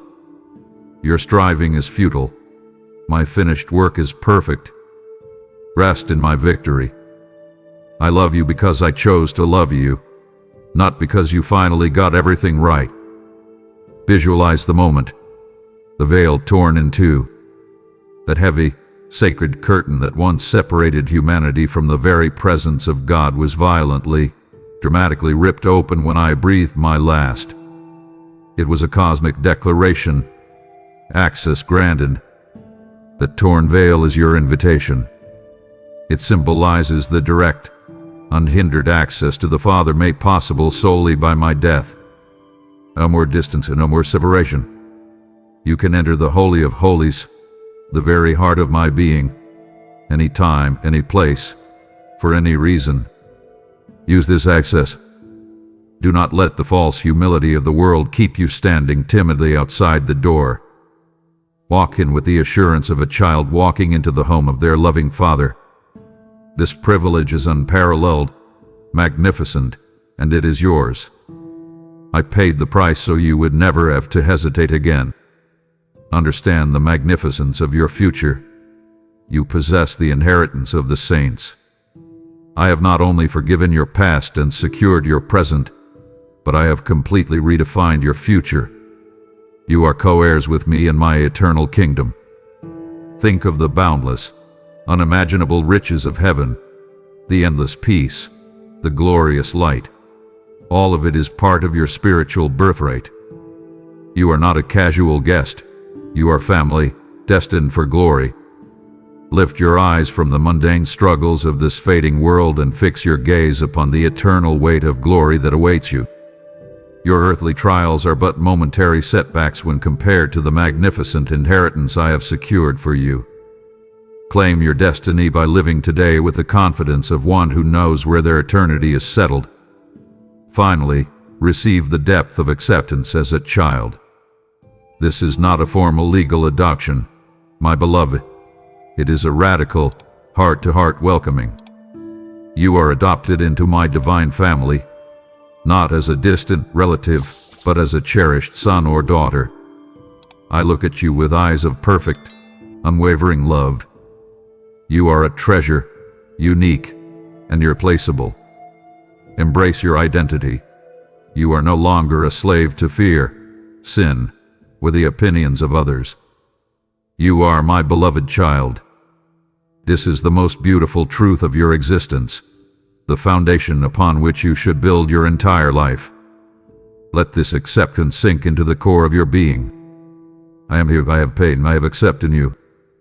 Your only task now is to believe this truth and live in this freedom. Begin today by pausing for that simple, intentional minute, acknowledging the boundless love that purchased this immeasurable gift for you. My child, let us talk now about the desire that burns most intensely within my heart for you: intimacy. I have given you the eternal gift, paid the ultimate price, and secured your future, but I did not do it for you to simply acknowledge the sacrifice from a safe distance. I did it to be close, deeply, authentically close to you. I want you to feel my presence in the quiet moments of your life. Do you feel that slight hesitation, that internal friction before you turn to me? Recognize that hesitation as the quiet knock at the door of your heart. I stand there, patiently, persistently, waiting for you to open up and invite me into your mess, your joy, and your simple, everyday reality. I know your busy schedule, the relentless demands of your day, but I ask for just a minute, a small window of opportunity. Open the door now. Let me step inside and transform your moment into a sanctuary of peace. My love is not intrusive. It waits for your willing invitation. I have a profound desire for daily communion. I do not just want your formal attention once a week when you gather with others. I want your unhurried, intentional time every single day. Think of it as the spiritual fuel that propels your spirit through the day's challenges. Do not cheat yourself by snatching a quick, distracted thought while you rush out the door. I crave quality, focused time with you. Your life, your thoughts, your whole existence is laid bare before me, but I delight in hearing your voice, in seeing your face turn towards my light. This time is not a chore for you. It is a deep pleasure for me. Come and be nourished. Replenish your weary soul in my presence. I offer you not just grace, but the deep satisfaction that comes only from true, loving connection. I challenge you to see this minute as more than just a Sunday. Your faith is not meant to be a weekend activity compartmentalized from your work, your family, and your choices. Make me the true center of your entire existence. Let me infuse your mundane tasks with divine purpose. When you face that stressful meeting or that difficult family conversation, let my wisdom be the quiet counsel in your mind. The world attempts to confine me to a building or a book, but I desire to inhabit your entire life. Break down those separating walls and allow me to be present in every single moment of your reality. Do not leave me waiting on the periphery of your important decisions. I am your God, your Savior, and your closest companion. Involve me completely. You do not have to explain your suffering to me. I already know the unspoken burden that you carry. I feel the knot in your stomach, the tightness in your chest when fear grips your soul. I see the hidden anxieties you tuck away, the things you believe you must face alone. Stop hiding your hurt from me. I want to lift that crushing weight from your shoulders, You were never designed to bear the full gravity of life's trials. Surrender those secret fears and allow my perfect peace to flood your soul. The moment you hand those worries over, I take them. I am waiting to exchange your heavy yoke for my easy burden. Trust my capacity to handle what keeps you awake at night. I want to teach you listening to the still, small voice amidst the world's deafening noise. The media clamors for your attention, the demands of your day roar constantly, and the adversary whispers ceaselessly in your ear. But my guidance rarely comes in a hurricane. It comes in a gentle, subtle whisper that requires your intentional stillness to perceive. Hush your soul. Command the chaos around you to fall silent for that minute. Practice discerning my voice by constantly turning your attention back to me. The more you seek my presence in the quiet, the clearer my guidance will become. Do not mistake the clamor of the world for the call of your God. Focus on my truth. I promise you clarity, direction, and the unshakable wisdom that the world cannot offer. Finally, come to me for sharing the deepest secrets. I am not a judge waiting to condemn you. I am your Father waiting to embrace you. I know your flaws, your doubts, and the parts of yourself you try desperately to hide from others. Pour out your true self without the smallest fear of my judgment. Bring the shame you carry, the mistakes you regret, the desires you feel guilty about. Bring all of it. My presence is the one place in the entire universe where you can be completely vulnerable and only receive unconditional love and restorative mercy. Do not carry the burden of secrecy any longer. Let it go. I am here, I am listening, I am ready to cleanse, heal, and affirm your worth. Begin this new journey of radical honesty with me today. My beloved child, let us strip away all complication and ceremony and focus on the simplicity of my ask. I have not demanded days of fasting or long hours of arduous ritual. I have simply asked for the minute of intentional focus, 60 seconds of your undivided, precious attention. This time is not meant to be squeezed in as an afterthought, but set apart as a sacred moment in your day, free from the digital noise and the clamoring demands that constantly distract you. Think of this minute as an anchor that drops into the calm depths of my love, holding your frantic ship steady amidst the stormy currents of your life. Dedicate this time with precision and reverence. Make a deliberate choice to stop the striving, silence the distractions, and be fully present with me. This singular minute, offered with sincere focus, is worth more than hours spent in empty, rote routine. Commit to this simple act and watch the profound transformation it brings. You must understand that it is not a ritual, but a relationship that I seek. I do not crave empty repetition or a mere checking off of a box on your daily list. I long for authentic, living connection. Rituals are what you perform, relationship is what we share. This minute is designed to be a genuine encounter, a heartfelt turning of your soul toward my light. I know the world teaches you that quantity matters, but in my economy, quality of connection reigns supreme. If your heart is truly present, that minute can open the heavens. Stop striving for perfect performance, strive instead for perfect presence. Breathe in my truth and let my spirit fill your spirit, transforming your duty into a deep, satisfying delight. Exchange your checklist for my open arms. I promise you that I meet you in the spirit of a closest companion, not a distant, critical judge. Consider this minute as an investment with eternal returns. Look at the vast hours you spend pursuing earthly, fleeting gains, the job, the possessions, the temporary comforts. And now, weigh that against the immeasurable, lasting value of time spent in communion with me. This minute, offered with devotion, is a seed planted in eternal soil, yielding returns of peace, wisdom, and an unwavering hope that no market crash can steal. Do not undervalue this investment. Your earthly time is finite, but the connection you forge with me is infinite in its reward. The world calls you foolish for taking time away from your frantic pursuit of more. I call you wise and discerning. Invest wisely in the one thing that truly lasts. I guarantee a return on your time that will eclipse every earthly achievement. I call you into the power of stillness. Sit down now. Be present. Release all striving and all effort. I know the voice in your mind tells you that you must always be doing something, achieving, producing. That voice is a thief of your peace. I want you to simply be in my presence, resting in the assurance of my sovereignty. Let the anxiety about tomorrow, the pressure of yesterday, simply dissipate in the perfect calm that surrounds my throne. Stillness is not idleness. It is active surrender, the most powerful posture you can take against the chaos of the world.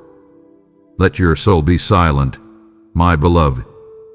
I will do the work of refreshing, replenishing, and realigning your spirit while you simply rest in my love.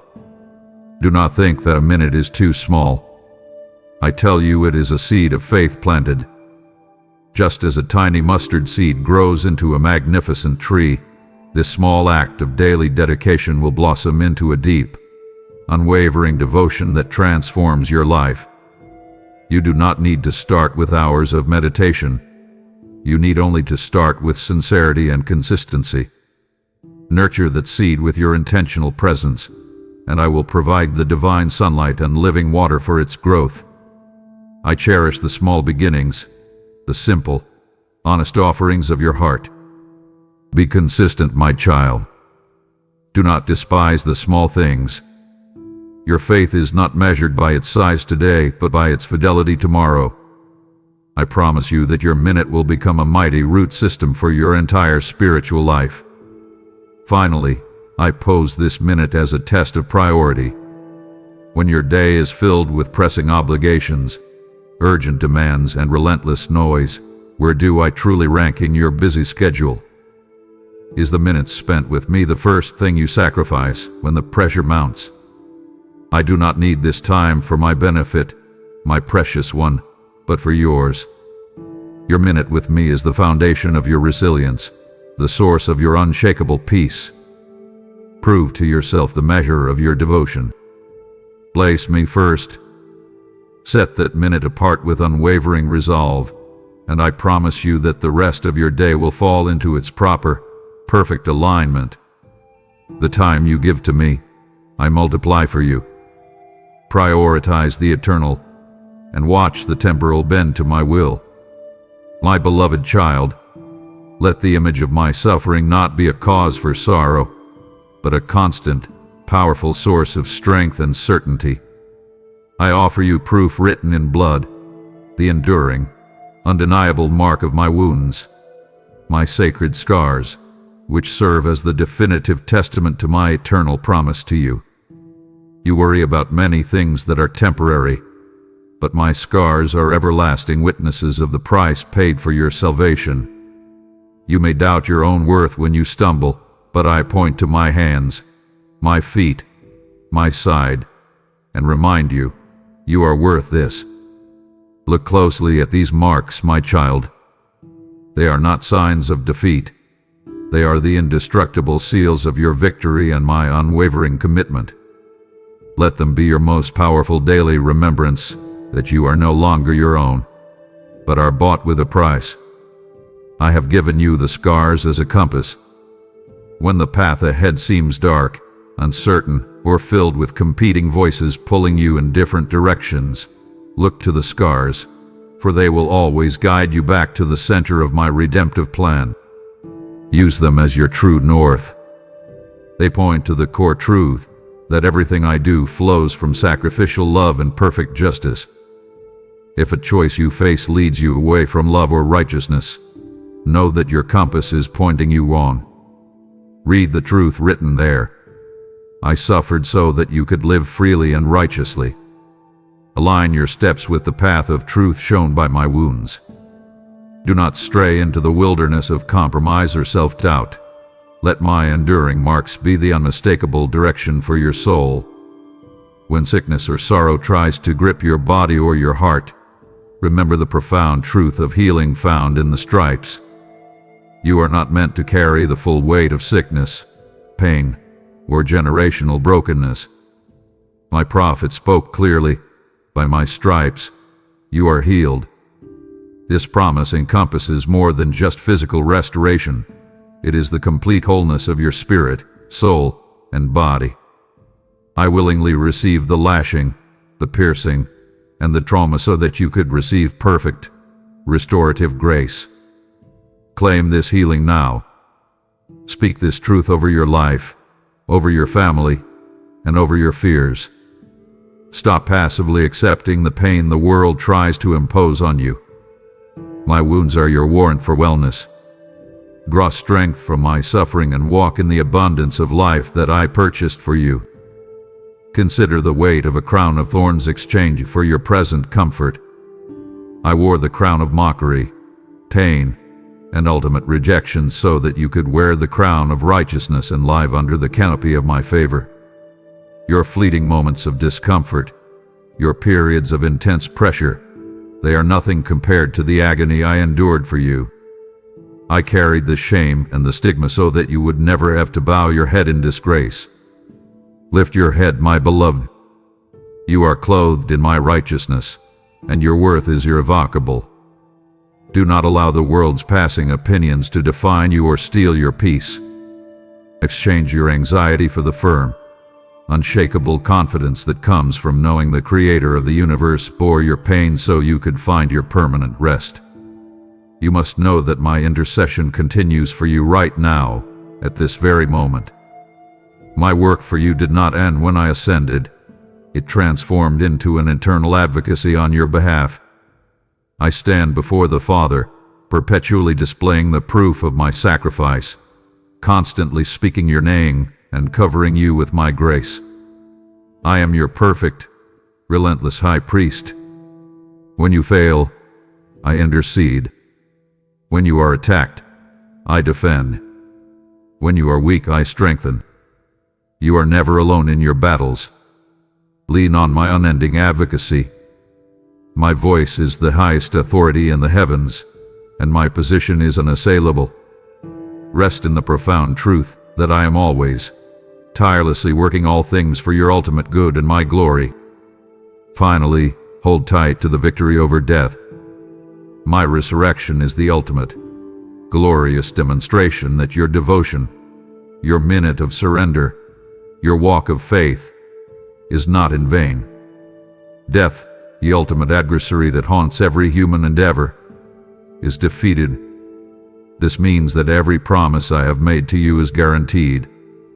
Your eternal future is secure, and your present struggles are merely passing shadows on the road to glory. Fear no harm. Do not be moved by the threats of the enemy, the world, or even the temporary trials of your flesh. You are on the winning side, my child. Walk in that concrete authority. Take that intentional minute now, and let the memory of my triumph ignite a fresh, bold assurance in your heart. The price is paid. The victory is yours. Pause now, my beloved. Your life is an unfinished symphony, and I am the composer waiting to reveal the next glorious movement. Do not turn away now. I have given you the undeniable proof of my scars. Would you let that ultimate love be forgotten by a simple distraction? My heart yearns for your commitment. Don't let the whispers of the world snatch the final chapters of your peace. Honor the price I paid by completing this journey with me. Do not grieve my spirit by leaving the table while my truth is still being served. My child, let us address the heavy, constant fog of worry that often steals your focus and clouds the clear vision I have for your life. I know the feeling of that tight, unrelenting knot in your stomach when you contemplate tomorrow's uncertainty or the debts that seem to multiply faster than you can manage. That feeling, that crushing anxiety, is not from me. It is a thief that seeks to rob you of your present peace and your future hope. I give you a direct command today. Cast all cares upon me. Release the reins of control that you desperately clutch. You try to manage a million details that are far beyond your limited scope, and the effort is exhausting you. Stop striving. Hand over your anxieties into my sovereign, capable hands. I bore the ultimate burden for you. Do you truly think I cannot handle the passing pressures of your day? Let go of the heavy baggage and experience the immediate lightness of my yoke. To show you my commitment to your provision, I have given you the birds and the lilies as an unmistakable, daily lesson in providential care. Look up now, my beloved, and see the sparrow flitting by. Does it sow? Does it reap? Yet I feed it daily. Look at the magnificent lilies of the field, clothed in splendor far exceeding any earthly king. They do not toil, yet I adorn them beautifully. Stop diminishing your value. If I care for the temporary, non-essential creations with such meticulous, passionate attention, how much more, immeasurably more, do I care for you, my cherished, redeemed child? You are priceless. You are worthy of my best attention. Stop living in lack and fear, assuming my provision will fail you. Acknowledge the abundance that surrounds you and choose faith over frantic worry. I know your need before you even speak it. Trust my perfect timing and my unwavering commitment. I offer you a gift that the world searches for ceaselessly but can never achieve, my peace that passes understanding. This is not a peace that depends on favorable circumstances, a calm sea and clear skies. No. This peace is supernatural and resilient, a deep tranquility that remains unmoved even when the storm rages fiercely all around you. It is an internal sanctuary, guarded by my spirit. Receive this peace now. Let it flood the anxious corners of your heart and mind.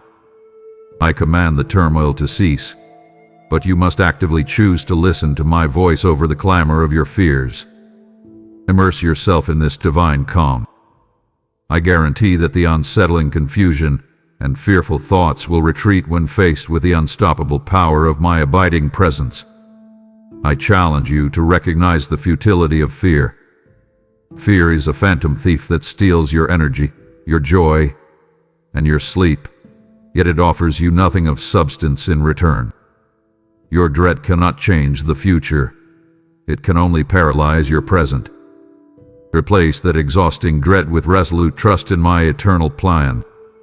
My plans for you are not for disaster or destruction, but for a hopeful future filled with prosperity and peace. Do not lend your mind to the enemy's lies of defeat and hopelessness. Resist the urge to panic. Stand firm on the promise that I am sovereign, and my goodwill for you is unshakable. Act with the courage of one who knows the ultimate outcome. I want you to discover the strength found in prayer. When you bring your deepest fears, your most crippling anxieties, and your unspoken needs to my altar, you unleash a power that completely redefines your situation. Prayer is the act of transferring the burden, moving the impossible from your limited shoulders to my limitless capacity. Do not fight your battles alone in the silence of your mind. Speak your fears aloud. Let my spirit transform your timid whispers into bold, authoritative declarations of my truth. Commit to that minute of prayer, my child, and watch how helplessness turns to empowerment and despair gives way to dynamic, conquering faith. Finally, I seal this moment with knowing my steadfast hand. I will never, ever leave you, nor forsake you. This is not a suggestion. It is a divine decree. Even when you feel the most profound loneliness, the most crushing sense of abandonment, know that my hand is holding your hand. My commitment to you is eternal and unconditional. Do not base your faith on your feelings. Base your life on my fidelity. Look back and remember all the storms I have already carried you through. I have been your rock, your shield, and your enduring comfort. Rest in this certainty. Be brave and resolute. The minute you set aside for me is my opportunity to remind you, you are safe. You are loved. You are never alone. My beloved child, let us talk about the incredible, life-altering power of that intentional minute you spend in my presence. This time is not just a soothing balm. It is a foundry of spiritual strength where I perform a radical transformation within your inner being. I invite you to embrace the refining fire of my spirit. My presence is not passive.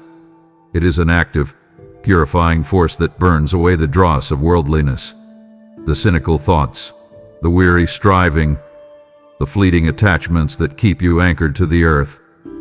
Open yourself to this fire.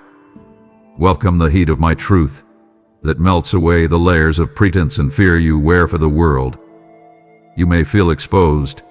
You may feel the discomfort of old habits being challenged, but I promise you, you will emerge from this minute stronger, purer, and more resilient than you were before. Do not fear the intensity of my love. Embrace the purging power that sets you free to truly shine. This minute is dedicated to the renewal of the inner being. The relentless pressure of your daily life drains your spiritual energy and weakens your resolve. I know you feel exhausted, often battling your day on fumes. But I promise that this time with me is a daily refreshing, a profound act of spiritual CPR for your weary soul. I restore what the world has stolen.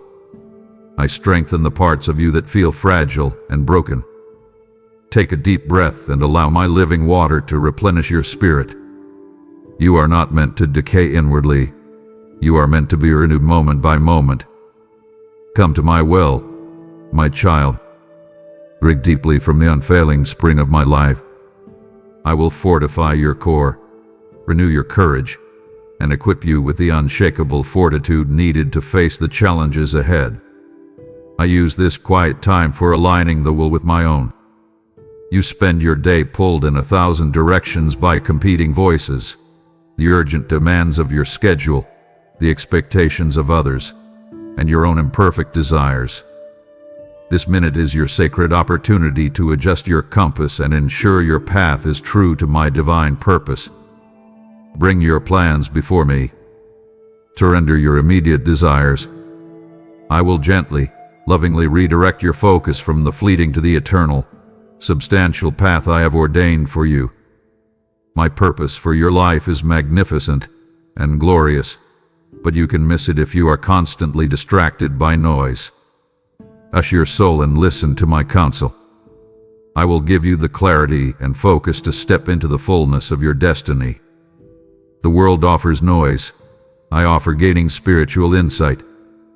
Your mind is constantly bombarded with information, but very little of it holds eternal value. This minute is your chance to look beyond the surface, to see the hidden realities that the busy world obscures. I will reveal truths to you that unravel confusion and shatter the lies of the adversary. Open your spiritual eyes.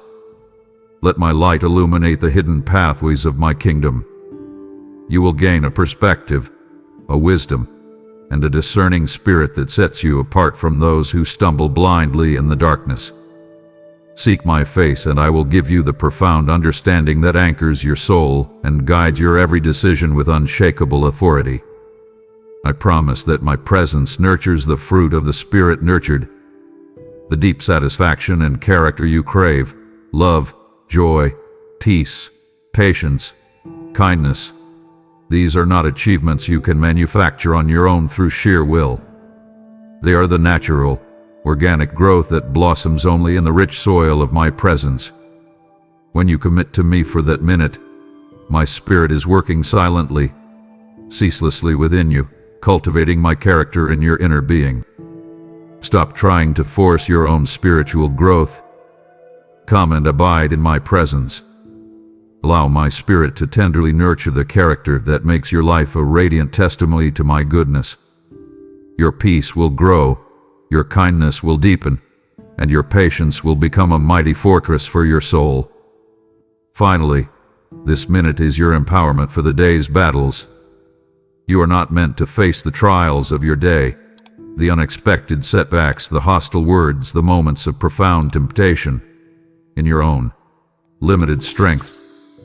This intentional time with me is your daily armor up, your moment to don the full spiritual armor before you step out into the fray. Receive my strength now. I infuse you with the courage to speak truth, the discernment to avoid traps, and the resilience to endure what must be endured. I am your mighty weapon and your unbreakable shield. Do not step out unprepared. Claim my power in that intentional minute, and walk forth with the confidence of one who knows the outcome of every conflict is already secured in my victory. I have armed you. Go and conquer. My precious one, now we must speak plainly about the subtle enemies that seek to steal your peace and erode the foundation of our connection, distraction and busyness. I know your days are filled with urgent demands, the endless clamor of emails, notifications, and the world's persistent voice telling you that you must do more, have more, and achieve more. I call these relentless intruders the thieves of time. They are masters of disguise, convincing you that their fleeting demands are more important than your eternal need for me. Think of the hours you lose to the scrolling screen, the unnecessary errands you run to feel productive, the gossip that consumes your attention. These are the subtle drains that siphon your spiritual energy and steal the minute I asked for. Recognize these thieves for what they are: spiritual adversaries seeking to separate you from the source of your strength. Be vigilant. They use the excuse of productivity to justify neglecting your soul's deepest need. Command your schedule to bow to your spiritual necessity. Do not allow the temporal anxieties of this world to eclipse the eternal value of our communion. I promise you, the things you feel you must rush to complete will benefit more from your minute of peace with me than from an extra minute of frantic effort. Reclaim your time from the trivial. The real danger in this continuous distraction is that lukewarmness begins slowly. It is not a sudden, dramatic fall, but a gradual cooling of the fervent first love you once shared with me. It starts with skipping the morning minute, justifying it with a simple, "I'll do it later." Then later becomes never, and the habit of intentional communion is replaced by the routine of hurried thought. This slow drift leaves you exposed and vulnerable to the world's cynicism. You begin to measure your life by earthly standards again, and the sweetness of my grace starts to lose its flavor. I stand at the door and knock, but your life is so loud, so full of self-important noise, that you can no longer hear my gentle request. Do not let your spiritual passion fade. Examine your heart now. If you find the heat of our love diminishing, fan the flames back to life with fierce, immediate devotion. Remember the joy you felt when our connection was new and vibrant. This minute is your opportunity to recommit to that fervent, all-consuming passion before the cold indifference of the world takes root. I desire your whole heart, not your leftovers. I want to speak directly to the pressure you feel under the barrier of busyness.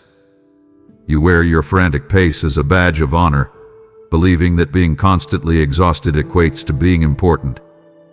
But I tell you, your frantic, overflowing schedule is often a self-imposed prison that prevents me from speaking clearly to you. How can I offer guidance for your major life decisions, for the complex family issues that worry you, if your mind is perpetually racing and your soul is never still? The noise of your life creates an acoustic barrier to my guidance. Stop confusing motion with progress. True, eternal progress begins in the stillness where my spirit can tenderly impart wisdom. Take a deep breath and cut through the clutter. Demand a silence in your daily routine that is sacred and non-negotiable. Free up your mind from the endless to-do lists and allow me to replace the crushing pressure with my liberating, perfect peace. Your quiet minute is the key to unlocking a day of divine guidance, clarity, and true efficiency. Think of the precious guidance you forfeit, the profound moments of peace you let slip away. This is the tragedy of missing divine appointments. Each moment I call you to stillness is an appointment scheduled in the heavens, an opportunity for a tailored blessing and precise direction for the next step of your journey. When you neglect this minute, you walk blindly into the day, missing the warning whispers and the unmistakable green lights I send. You walk into unnecessary conflict or stumble into mistakes that could have been easily avoided. Do not dismiss my timing as inconvenience. It is divine strategy. I know the pitfalls that lie ahead. I know the hostile plans of the adversary. This minute with me is your spiritual reconnaissance, your chance to receive the game plan for the day's battles. Stop canceling your meeting with me. Prioritize the voice of your commander over the fleeting whispers of the world. Your faithfulness unlocks the door to perpetual guidance and safety. I ask you to compare the temporary joy of your daily pursuits with the emptiness of earthly pursuits. The world promises satisfaction through achievement, possessions, and approval, but you know, deep in your soul, that these rewards are fleeting and unsubstantial. They are like drinking salt water. They only intensify your thirst. I offer eternal joy, a spring of life that bubbles up from within, independent of your outward circumstances. When you sacrifice our communion for the pursuit of material gain or social standing, you are exchanging gold for dust and lasting peace for temporary relief. Examine the things you chase. Do they fill you with lasting joy or temporary distraction? Reorient your values in this quiet minute. Choose the fulfillment that endures over the fleeting rush of worldly success. I am the only source of true satisfaction for your soul, and your minute with me is your lifeline to that enduring joy. Be warned, my child, against the slippery slope of neglect. The spiritual health of your soul requires constant connection, like the vine needs the branch. When you break that bond, the adversary gains an entry point, and you begin to drift dangerously toward indifference. Neglect leads to spiritual dullness, making it harder to discern my voice, feel my presence, and resist temptation. The world's standards begin to normalize in your thoughts, and the distance between us grows wider with each passing, unacknowledged day. Do not let the current pull you away. Anchor yourself firmly in the habit of daily devotion. Fight for this minute with the ferocity of one who fights for life itself. For truly, your spiritual vitality depends upon it. I am calling you back to me now. Resist the pull of the tide. Stop drifting and start rowing back with fierce, renewed commitment. Your intentional presence is your defense. I promise to meet your effort with an overflowing abundance of grace and protection. My child, let us move from the shadow of distraction to the radiant certainty of my promises.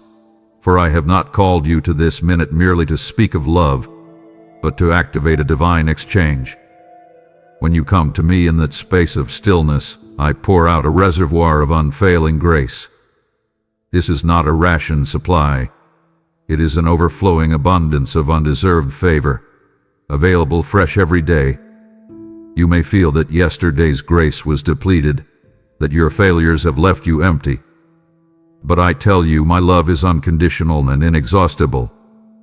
Draw from this infinite well. My grace is the power to rise again, the strength to resist temptation, and the liberty to live unburdened by the crushing weight of guilt. Approach my throne with confidence, knowing that my mercy is new every morning. Stop relying on your own strength, which is finite and brittle. Lean wholly on my unfailing grace, which is dynamic and unstoppable. This minute is your gateway to spiritual renewal, transforming your weakness into my formidable strength. Receive this fresh anointing and let it saturate your weary soul with peace. You carry the heavy weight of important choices, the complexity of life's crossroads that often leave you paralyzed by indecision. but I offer wisdom for the simple request. When you dedicate that minute to me, I guarantee clarity for your most difficult decisions.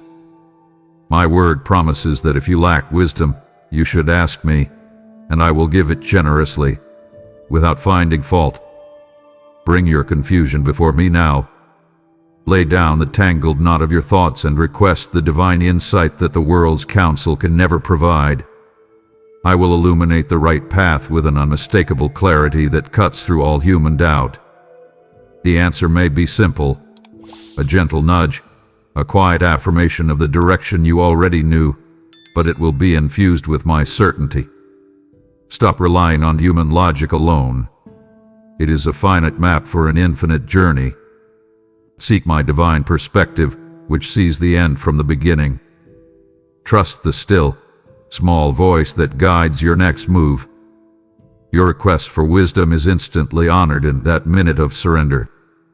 The adversary is subtle, constantly attempting to infiltrate your thoughts with fear, doubt, and cynicism. But your minute with me provides a shield against the adversary. When you are intentionally focused on my truth and my presence, you erect a supernatural barrier around your mind and spirit. My truth becomes your impregnable defense against the fiery darts of temptation and despair. Claim my protection. Use this time to rebuke the lies that the enemy whispers to you, the voices of unworthiness, of failure, of hopelessness. Stand firm in the authority I have delegated to you. My name is your mighty fortress, and the moment you draw near to me, the enemy is forced to retreat. You not go into battle unprotected. Take up your shield of faith in that quiet minute and affirm my sovereignty over your entire life, your thoughts, your family, and your destiny. I have provided the armor. Wear it with confidence. When you look ahead and the road is shrouded in darkness, leaving you uncertain of your next step, my word becomes the light upon their path. Your minute with me is your chance to turn from the confusing, shifting shadows of the world and fix your gaze upon the unwavering beam of my guidance. I promise to be a lamp under your feet, illuminating the next single step, not the entire, distant journey. This is a call for present obedience, not future certainty. Bring your confusion into my light. Trust the clarity I provide for this exact moment. Stop being anxious about the distant horizon and focus on the present truth I am revealing. I will not allow you to walk blindly into a pit. My guidance is sufficient and precise. Commit to following the light I shine today, and I promise the path forward will continually unfold before you with unmistakable direction. I know the weight of sorrow you carry, the profound grief of loss, the persistent heartache of betrayal. Therefore, I offer my comfort in their sorrow. My presence is a tender solace, a healing balm for every wound, a shoulder to lean on when the burden feels unbearable. You do not have to hide your tears from me. Pour out your pain and allow my spirit to wrap around you like a warm, protective cloak. I feel your sorrow, my child, and I share in your every grief. This minute is your opportunity to exchange the heavy shroud of mourning for the garment of praise. Receive the tender mercy that heals your fractured soul. I will not eliminate your memory, but I will transform your heartache into resilient strength and enduring peace. Let me carry the weight of your grief. Trust my healing process and find rest in the assurance that joy will come in the morning.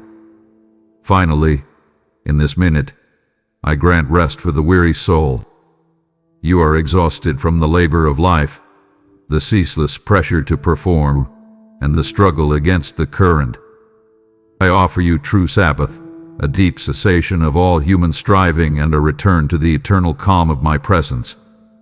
Stop working to earn your rest.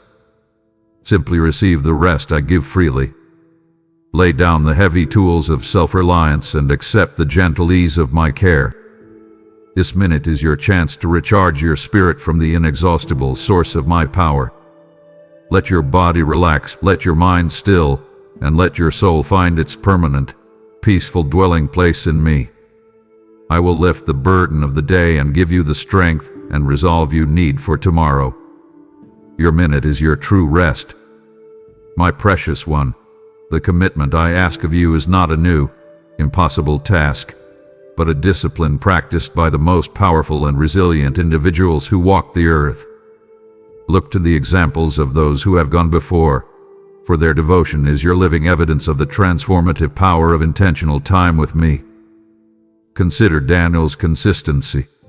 A man surrounded by hostility, political intrigue, and constant peril. He did not let the threat of death interrupt his unwavering, threefold dedication to prayer each day. His discipline was a mighty fortress against the chaos of Babylon. He knew that the king's decree held no power compared to the sovereign authority he accessed in his private chamber. Emulate his unwavering focus. Do not let the lions of your circumstances, your difficult boss, your financial pressures, your family conflicts, intimidate you into silence. Maintain your spiritual routine with fierce resolve, knowing that the power you unleash in that minute far outweighs the peril that surrounds you. Your consistency is your ultimate protection. Reflect on the profound insight of Mary's devotion over Martha's hurried efficiency. Martha, consumed by the urgent demands of hosting and serving, chose the fleeting good of busyness. Mary, with superior wisdom, chose the eternal best, to sit at my feet and absorb my presence and my truth. I affirmed her choice, declaring that it was the good part that would not be taken away. Do not let the urgency of the moment steal the significance of the eternal. Examine your priorities now.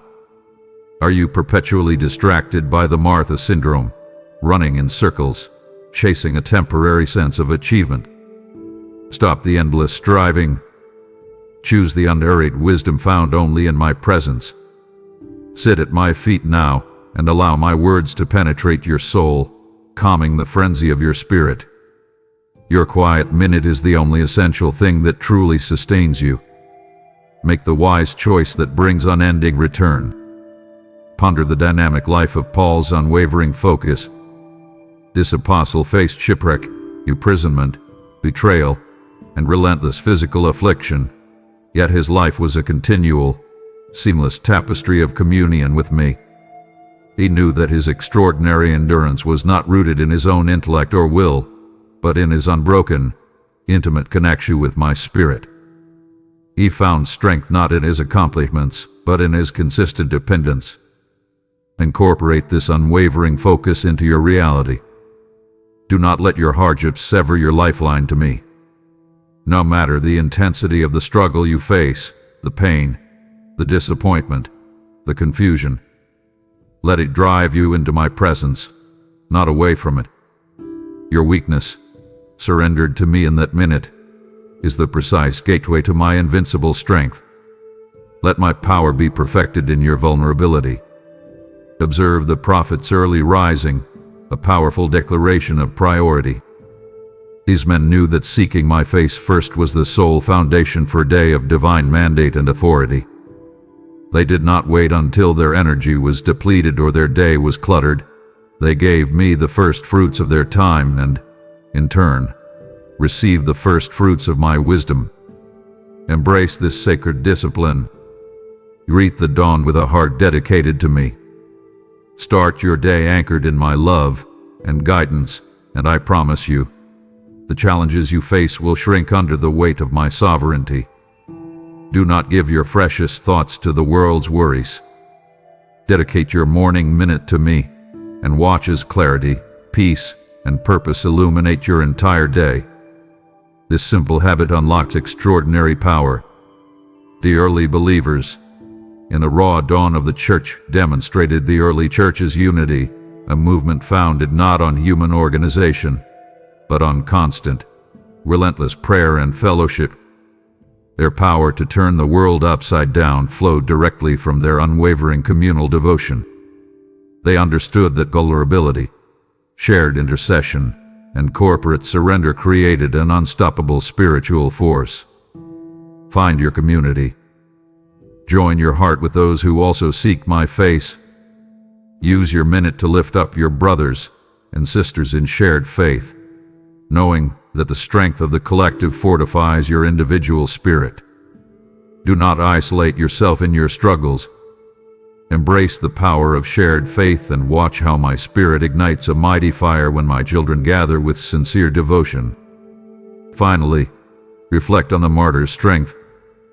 These faithful souls endured unimaginable torment, maintaining unshakable composure and profound peace even as they faced death. Their endurance was not based on fanaticism. It was deeply rooted in their intimate, lifelong habit of communion with me. They had practiced my presence so often in life that they recognized my voice perfectly in the hour of their death. Your ultimate triumph is your unassailable proof. Do not fear the trials you must endure. Build your reservoir of faith now, in this minute of quiet, intentional surrender. Let your heart become so familiar with my voice that no amount of worldly fear or pain can ever drown it out. Your devotion is not a ritual. It is the source of eternal, conquering power. Walk forth now, my warrior, and let their faith be your fierce inspiration. Hush, my child. You have walked with the mighty saints and seen the unshakable power of their persistence. If you falter here, you discard the wisdom they died to confirm. Do not let your focus slip now. The adversary is fierce, and your moment of distraction is his gateway to chaos. Do not disappoint my relentless pursuit of your soul. I have revealed your spiritual armor. Would you drop your shield just as the greatest battles of your mind are about to be won? Receive this clarity and stand firm. Your victory is too close to abandon. My precious one, you have seen the unwavering strength of the saints who prioritized my voice above all fear. Their faithfulness unlocked the floodgates of my power, and now I call you to step into that same eternal legacy. The time you give to me must overflow into the world. I promise you, my word is a fire that consumes the darkness and must reach those who still walk in shadows. Your support is the oil for the lamp that carries my light into the farthest nations, ensuring no soul is left behind. Remember my truth. The measure you give will be the measure you get back, pressed down and running over. Let your heart be fertile ground, sowing into this mission through super thanks, membership, or the link below, and watch me multiply your harvest 100-fold. Give now, my child, and watch your generosity become my glory. My beloved child, let us cut through all the complexity of doctrines and spiritual striving and return to the simple, profound core truth that underpins your entire existence. Your minute with me is fundamentally about refocusing on the core truth of I died for you. That is the unshakable bedrock upon which your hope is built. When confusion clouds your mind, when temptation whispers lies, or when you feel unworthy, return to the cross. That one, unparalleled act of sacrificial love is the anchor for your soul. Do not complicate my grace. I saw the fullness of your sin. I saw your every future mistake, and I chose to pay the ultimate price anyway. Stop trying to earn what has already been given. Rest in the profound simplicity of my finished work. Let this core truth define your perspective on every trial, every joy, and every challenge you face. Your redemption is secured. Live in that bold certainty. I ask you to use this intentional minute for the simple act of thanksgiving. I do not need sophisticated requests or eloquent theological debates. I long for the pure, unadulterated gratitude of your heart. Simply recount your blessings now. Name the specific mercies I have granted you in the last 24 hours, the breath in your lungs, the provision on your table, the conflicts I averted, the health I sustained. Consciously shift your focus from the things that are lacking to the abundance of my grace that surrounds you. Gratitude is a powerful weapon against the adversary's lies of deprivation and scarcity. It shatters the spirit of complaint and replaces it with resilient, conquering joy. Lift your voice in a simple, heartfelt song of thanks. I promise you that the spirit of thanksgiving unlocks the doors to even greater blessings. Choose gratitude over grievance. In that minute of stillness, I call you to a quick surrender of control. Your life is exhausting because you carry the heavy illusion that you must manage everything yourself. The anxiety you feel is the natural result of trying to control people, outcomes, and futures that are wholly outside your authority. Release the reins now. Consciously give the entirety of your day, your finances, your family, and your dreams back to my sovereign, capable hands. This surrender is not defeat. It is ultimate wisdom. I know the path, I hold the power, I control the outcome. Stop fighting the current. Rest in the ease of knowing that your life is perfectly safe within my care. Let the simple act of surrender in this minute transform your striving into my peace. I will carry the weight you were never meant to bear. I desire you to make a humble acknowledgement of need. Your strength is finite. My power is limitless. Your wisdom is limited. My knowledge is infinite. This minute is your chance to tear down the walls of self-reliance and confess your total dependence upon my sustaining power. Admit your weakness. Confess your confusion. I am not waiting for a perfect speech. I am waiting for honest vulnerability. I do not condemn your need. I delight in your humility. The moment you acknowledge your dependence, my dynamic strength is released into your situation. Stop pretending you have it all together. Come just as you are, with all your brokenness and fear, and receive the perfect sufficiency of my grace. When the storms rage and the world feels chaotic, let the power in my name be your anchor. Use your minute to speak the name of Jesus aloud. My name is not just a word. It is the highest authority in the heavens and on the earth. He is the covenant seal that unlocks healing, deliverance, and perfect peace. Let the power of my name silence the chaos in your soul. Use my name to rebuke the adversary's lies and claim the divine promises I have secured for you. Do not underestimate the immediate, conquering authority vested in my name. He is your unfailing defense and your unassailable fortress. Speak my name with faith and watch the darkness retreat and the heavens open to your situation. Finally, dwelling on the cross is the ultimate way to reignite your gratitude. Close your eyes now and visualize my sacrifice. See the unfathomable love poured out for you, not for a perfect saint, but for you, in your imperfection, in your struggles, in your absolute need. Let that single image of my unwavering love cleanse your soul of cynicism and self-pity. This is the ultimate proof that my love for you is unconditional, eternal, and non-negotiable. Let this vision be your fire, consuming all doubt and inspiring fierce, renewed devotion. Your minute is a reflection on the greatest gift ever given. Receive that gift and walk in the freedom it purchased for you. I love you, my child, eternally. My precious one, I need you to let go of the paralyzing fear of failure that makes you hesitant to even begin our minute of communion. I do not condemn your failure. You are human, you are imperfect, and you will stumble. This is a simple reality of life in this world. But I tell you this absolute truth, I meet you exactly where you are, not where you believe you should be. My grace is not conditional upon your faultless performance. Stop carrying the crushing weight of perfectionism. That burden is a lie from the adversary that keeps you hiding in shame. When you miss a day, when you stumble in thought or action, do not retreat. Run toward my presence. My arms are perpetually open, and my heart is always ready to receive you with tender, restorative mercy.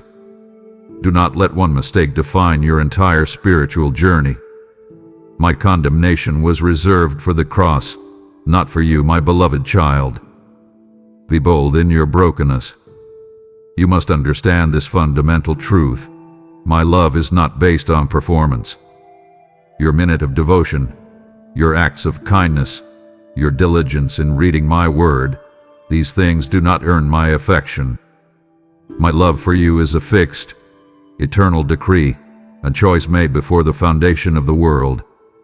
Stop measuring my affection by the quality of your effort. I love you fiercely, deeply, and completely, whether you are having a moment of sublime victory or a day of profound failure. When you come to me in that minute, it is not an attempt to rack up points. It is simply a return to the source of your very being. Release the pressure to perform.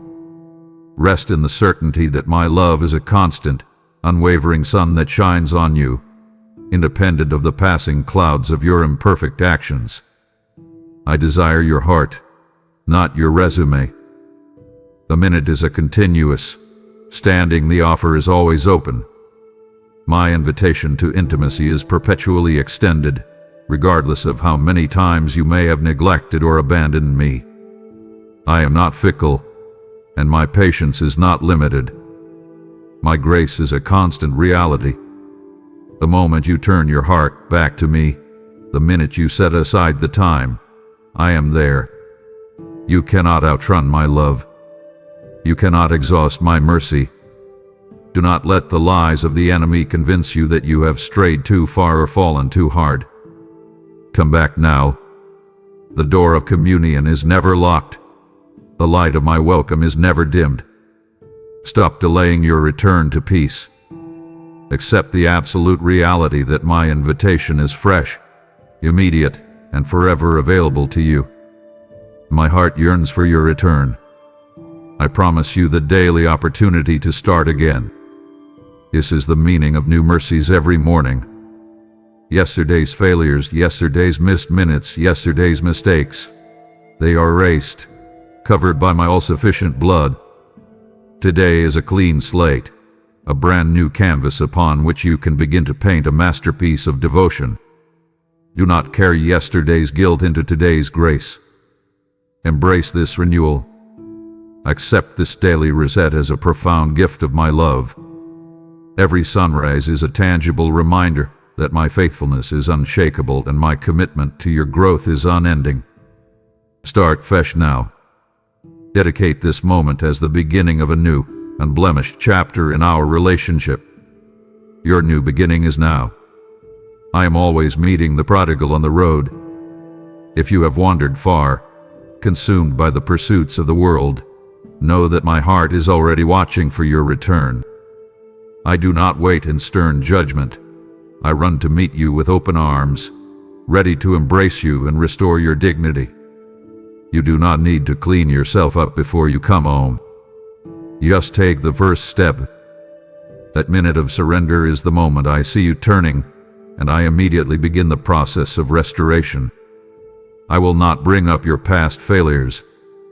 I will only celebrate your return to the safety and abundance of my presence. Abandon the fear of rejection. Come home, my child. My celebration for your 1 minute of return will be louder and more glorious than any earthly triumph. Finally, let me wrap you in the tenderness of a shepherd. I know your path is difficult, and often you feel like a lost sheep, confused and vulnerable to the predators of fear and anxiety. But I am the good shepherd, and I will gently lead you back into the fold. I will not drive you with condemnation. I will tenderly guide you with love and patience. Follow my voice. It is the only sound that leads you to green pastures and still waters, to true safety and provision. Do not fight the guidance of my staff. Lean on my strength as I carry you over the rough terrain. Your minute with me is your moment to return to the safety of my care. I am here, my beloved. Rest in the absolute, unshakable comfort of knowing you are forever my cherished, sought-after sheep.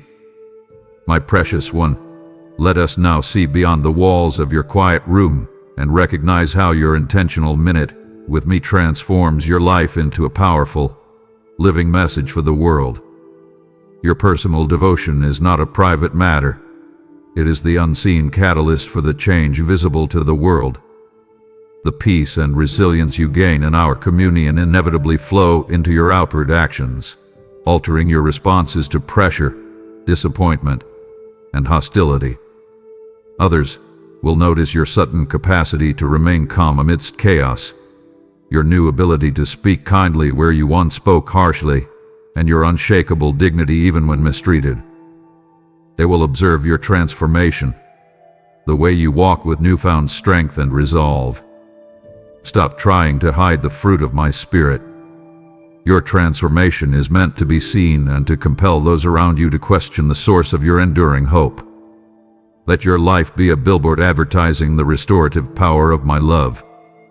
Your simple consistency in seeking me is the most eloquent sermon you will ever preach. Be a living epistle that all men can read. Your renewed spirit, nurtured in that minute of stillness, becomes a light in the darkness. The world around you is often steeped in confusion, negativity, and a profound sense of hopelessness, yet your peaceful demeanor is a beacon of hope for those who are lost. I command you to let your light shine so brightly that others, seeing your good deeds and the joy radiating from your soul, will be drawn to me. Your face will reflect the profound peace you've discovered. Do not fear standing out. Your courage to live differently is precisely what the world needs to witness. When you move through your day with a calm mind and a heart full of hope, you become an unmistakable sign that my reality is greater than the world's problems. Illuminate the path for those who stumble in doubt. Your simple, faithful minute sets the tone for a life of spiritual radiance. The deep contentment you experience is the source of true joy. This is not a superficial, circumstantial happiness that vanishes with the first setback. This joy is rooted in my presence and is independent of your fluctuating bank account, your career status, or the behavior of your family. It is a joy that endures through trials and strengthens you in adversity. When others see your resilience and your capacity to rejoice even when they know you are enduring difficulties, they will recognize the supernatural power sustaining you. Stop seeking happiness in temporary things, possessions, approval, or fleeting pleasures. Anchor your delight firmly in me, and your stability will become a powerful testimony to the emptiness of earthly pursuits. Show the world that true satisfaction is found only in communion with your Creator. A minute spent with me cultivates integrity born of intimacy. The ethical behavior, the commitment to honesty, and the diligence in your work flow naturally from a mind that is stayed on my truth. When you dedicate your heart to me, you are not driven by fear of human consequence, but by a deep, internal desire to honor my Spirit that resides within you. This devotion influences your conduct in the marketplace, guides your words in private conversation, and ensures that you act with fairness and justice in all your dealings. Let your integrity be your silent witness. Others will see that your actions align with your words, providing an unshakable foundation for your reputation. Your commitment to excellence in even the smallest tasks becomes an act of worship, reflecting my own perfect nature. Live a life of transparent goodness that silences the critics and affirms the truth of my transforming power. Your steadfast walk becomes an answer to the skeptics. There are many who doubt my existence, who mock your faith, and who seek to undermine your belief with their cynicism and their judgments. But your faithful walk, your endurance in the face of suffering, and your consistent display of peace become the irrefutable evidence of my living reality. When they see you recover from setback, persevere through hardship, and overcome the adversity that was meant to break you, they will be astounded. Do not waste your energy arguing with scoffers. Let your resilient life be your definitive response to their doubts. Your unwavering faith in that quiet minute is the engine of your public triumph. Trust my process. I am turning your trials into powerful testimonies that will lead even the most hardened hearts back to me. The minute you spend with me is instrumental in passing the legacy of faith.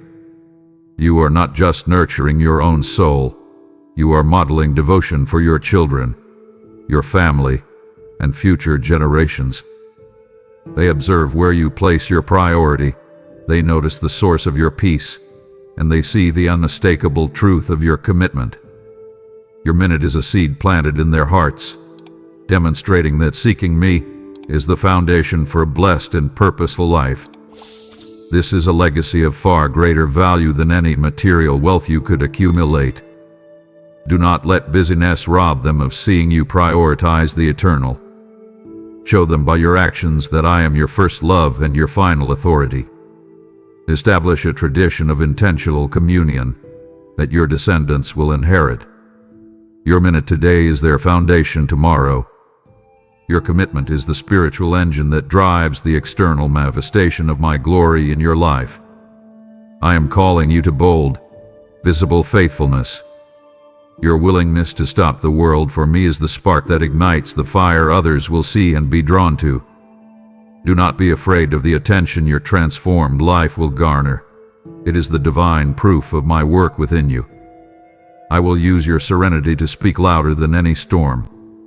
I will use your perseverance to silence every critic. Your minute is your promise to me, and my power is your guarantee to the world. Live as my undeniable evidence. My child, rise and shine. My beloved child, let us move our focus inward to the profound truth of who you are. For your body is not just flesh and blood. It is a sacred, chosen dwelling. The deep significance of your body is my temple. I remind you today, with all the authority of your Creator, that my Holy Spirit resides within you. You are a sanctuary, a chosen place set apart for my presence and my glory. This reality transforms your value and your purpose. Never diminish the sanctity of your being. Recognize the profound honor of hosting the Spirit of the Almighty God within your very core. This truth means that every decision you make regarding your body, your health, and your spirit is an act of reverence or neglect. Walk in the consciousness of this sacred trust. Your life is my chosen vessel to display my power and love to the world. Because you are my dwelling place, the temple needs tending. A physical temple requires constant cleansing, maintenance, and dedication to its divine purpose. Likewise, your inner sanctuary demands intentional care, spiritual, emotional, and physical. Do not allow the clutter of the world, negative thoughts, toxic habits, and unwholesome influences to defile my dwelling place. Use your minute to spiritually cleanse your inner space, inviting my Spirit to expose and remove any impurities that hinder our communion. Dedicate your body and you to me with fervent commitment. This means honoring the physical body I gave you through healthy choices, avoiding excess, and treating your vessel with respect and dignity. Tend your temple with diligence and know that your carefulness pleases me greatly. Your wellness is a form of worship. Understand that your entire life is intended to be a vessel for my glory. You were created not merely to exist or to achieve earthly success, but to showcase my divine nature to a world desperate for truth. Your unique gifts, your talents, and your very personality are the perfect design I fashioned to broadcast my goodness. Stop hiding your light. Stop comparing yourself to others. Your vessel is precisely the one I need for the work I have ordained for you. In your minute of dedication, consciously surrender your gifts and abilities back to me, asking my Spirit to empower them for eternal significance. Allow my glory to flow through you unimpeded. Your life is a profound testament to my creative wisdom and redemptive power. Your devotion in that minute directly influences honoring me with their choices. The ethical behavior you display, the kindness you extend, and the integrity you maintain are all reflections of the commitment you renew in that quiet moment. Every choice you make, what you consume, what you watch, how you speak, is either an act of honor or dishonor to the Spirit who lives within you. Let your entire day be a reflection of that 1 minute of consecration. Live consciously as my representative, understanding that your actions speak louder than any profession of faith. Guard your words against gossip and negativity. Maintain your integrity in every transaction. Let your conduct be a visible tribute to the sanctity of my dwelling place. Your life is a living sacrifice. The practice of stopping, of creating a physical pause in your day, is the connection between body and spirit. The physical act of stopping the rush, silencing the phone, and stilling your body opens the gateway to spiritual awareness. It tells your soul, hush. Something more important than busyness is happening now. This intentional pause allows the Holy Spirit to minister to your soul and allows you to discern my voice clearly. Use your body to serve your spirit. Break the cycle of relentless activity and choose stillness. Your mind cannot grasp my truth when it is racing through 1,000 anxieties. Subdue your flesh for this moment, and your spirit will instantly be refreshed and empowered. The physical act of stopping is the spiritual act of surrendering. Finally, your consistent purification and dedication is preparing for my return. The minute you spend with me is a daily act of sanctification, a continuous preparation for the day I return to gather my bride. You are my beloved, and I desire that you be spotless, pure, and ready when I appear in glory. Do not let the world distract you from this ultimate, glorious appointment. Focus your hope on the certainty of my coming. Live in expectation and maintain a spirit of readiness. The care you take of your inner temple is your way of saying, I am waiting, my Lord. I am prepared. Your minute is your daily purification. Keep the oil of your lamp full and your heart burning with devoted anticipation. Live ready, my child. My beloved child, let us anchor your faith to the unshakable, eternal foundation that is my word. In a world characterized by fleeting trends and contradictory opinions, the truth that never changes is my sacred scripture. The promises and precepts recorded there are unassailable, infallible, and forever settled in the heavens. Stop building your life on the shifting sands of human reasoning, political climate, or emotional fluctuations. Anchor your trust only in my unchanging truth. This is the unbreakable covenant I have established with you. Rely on the steadfastness of my decrees which endure even when the earth and the sky pass away. Let my word be the final authority that governs your every thought and guides your every action. You will find absolute security only in my eternal truth. My word is your essential guidance system, a lamp unto their feet. When the path of your life is shrouded in the darkness of confusion or the shadows of doubt, my scripture provides the precise, necessary light for your next step. It does not promise to illuminate the entire, distant horizon, but it guarantees clarity for the present moment. Do not stumble in the dark. Consult my word for wisdom on your relationships, your finances, and your decisions. Stop relying on your own intuition alone when perfect guidance is readily available. I will direct your steps with unmistakable clarity as long as you intentionally seek my light. Trust the guidance I offer, even when the path seems illogical to your limited human mind. My word is your perfect map and compass. I call you to using the minute to hear me speak. This intentional moment of stillness is your opportunity to actively engage with my voice through the inspired scriptures. Do not just read the words, absorb the truth. Focus your heart on a single verse, a promise, or a command, allowing my spirit to bring it to life in your soul. Let the wisdom permeate your spirit, becoming a shield against the day's temptations and a source of immediate strength. Hush the noise of your own thoughts and allow my word to perform its powerful work of realigning your mind. Stop waiting for an audible voice. My primary communication to you is through the truth I have already preserved. Your devotion unlocks understanding. The certainty of your hope rests upon the fact that my promises are yes and amen. When I speak a promise in Scripture, it is not a tentative suggestion. It is an irrevocable, covenant decree. Rest in the absolute certainty of my fidelity. Do not let doubt erode the foundation of your hope. When you pray, claim my promises with fierce confidence, knowing that my integrity is vested in their fulfillment. Stop negotiating with your fears.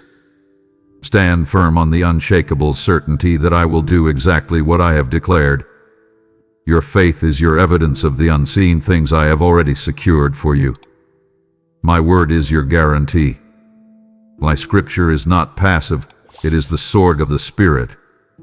It is the active, powerful weapon I have placed in your hand to conquer the adversary and demolish every lie he attempts to plant in your mind. Learn to wield this weapon with skill and precision. Use your minute to memorize and declare my truth over your anxieties, your weaknesses, and your circumstances. Do not fight your spiritual battles with human strength. Unleash the conquering power of my word, which is sharper than any two-edged sword. Your knowledge of my truth is your ultimate defense and offense. I have armed you for victory. Wield my word with confidence. Finally, the authority of my voice must transcend your own limited human reasoning. The world demands that you understand everything before you believe it, but my kingdom operates on a higher law, faith. Submit your finite intellect to my revealed, infinite wisdom. Do not question the counsel I provide in my word simply because it challenges your logic or your comfort. Your obedience is your wisdom. Let my voice be the final word in every aspect of your life. Your thoughts, your plans, your relationships. Trust the one who created you. My authority is your ultimate safety. Walk in the certainty that my counsel is always for your peace, prosperity, and eternal good. Your life flourishes under my absolute authority. Stop, my precious one. I have anchored your spirit to the eternal, unchanging rock of my word. If you leave me now, you willingly cast yourself back onto the turbulent, shifting tides of doubt. I demand your continued presence, not because I need your voice, but because you need my unwavering truth. Do not slight the certainty I have placed in your hands. To silence my voice now is to invite the confusion I came to destroy. Continue forward and let my light settle the final fears in your heart. Your obedience is your immediate peace. My child, your faith is intensely personal, but it is not meant to be solitary. When I called you to myself, I placed you within a larger, living organism, the church as my body. You are a vital, indispensable part of this body, connected to every other believer by my Spirit. Do not isolate yourself. The enemy thrives on solitude, seeking to convince you that your struggles are unique and your failures too profound to share. Reject this lie of separation. Embrace the strength that comes from being securely knit into the fabric of my family. Your value is intrinsic. Whether you feel strong or weak, you are an essential member of my spiritual design. Find your place and actively participate in the life of my body. Your presence fortifies the whole. In your minute of quiet, remember the power of shared strength and communion. When believers gather in my name, a supernatural power is released, creating a sanctuary of support and an unassailable fortress against the adversary. The power of unified prayer and fellowship is far greater than the sum of its individual parts. Do not neglect the gathering of the saints. This communal time is where you receive encouragement, share burdens, and witness my miracles in the lives of others. Let your heart be lifted by the collective hope and faith of my people. Your vulnerability shared is your strength gained. I will meet you there with a double portion of grace and provision. Communion with my people is communion with me. Your quiet minute is also a powerful time for praying for one another. Lift up the needs of your brothers and sisters in the faith, those you know and those you do not. Intercession is an act of profound love that fulfills my royal law. When you pray for others, you momentarily shift your focus from your own anxieties to the needs of my kingdom, and in that selfless act, your own burdens miraculously become lighter. Do not be consumed only by your own worries. Extend your compassion and intercede for those who are struggling with illness, doubt, or temptation. Your prayer for another is a spiritual offering that pleases me greatly. My blessings often flow back to you through the very people you have lifted up. Your compassion unlocks my power. Through me, you share a profound unity in the Spirit. The bond that connects you and your fellow believers transcends all human differences, politics, culture, or background. This unity is centered entirely on my love and sacrifice, creating a harmony that is impossible outside of my spirit. Do not allow petty differences or earthly divisions to sever this spiritual bond. Seek reconciliation and forgiveness with those who have offended you. Maintain the spirit of peace and strive for mutual understanding. Your unity is a powerful sign to the world of my transformative grace. Let my love bind you together with unbreakable covenant strength. I will bless the place where my children dwell in unity. The community of faith provides crucial accountability and love. Your brothers and sisters are there to encourage your consistent devotion and to gently guide you when they see you stumbling or drifting. Welcome this loving scrutiny as a sign of genuine care, not condemnation. Do not surround yourself only with those who affirm your every choice. Seek out those who will speak the truth to you in love and challenge you to greater faithfulness.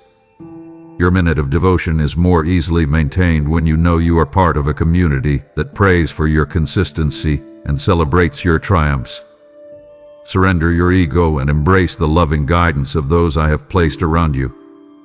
Your community is your safeguard. Finally, through this fellowship, you are able to carry each other's burdens, thus fulfilling the law of Christ. When you see a brother or sister overwhelmed by financial pressure, weighed down by illness, or struggling with crushing anxiety, step in with immediate, tangible support. Do not merely offer a kind word, offer a helping hand. Your commitment to my kingdom is evidenced by your practical love for my people. Use your minute to ask me how you can actively alleviate the suffering of those around you. Your selfless service is true worship. My grace flows through your generosity and strengthens the entire body. I will multiply the kindness you show to others. Your burden bearing is my presence revealed. My child, let your minute with me be defined by a relentless, unwavering determination to commune with me, for I desire you to understand the power of persistent prayer. Look to the example I gave you in the widow and the unjust judge.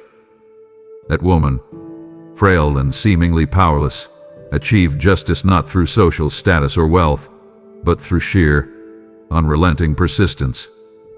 She refused to give up, and her constancy eventually wore down even a heartless authority.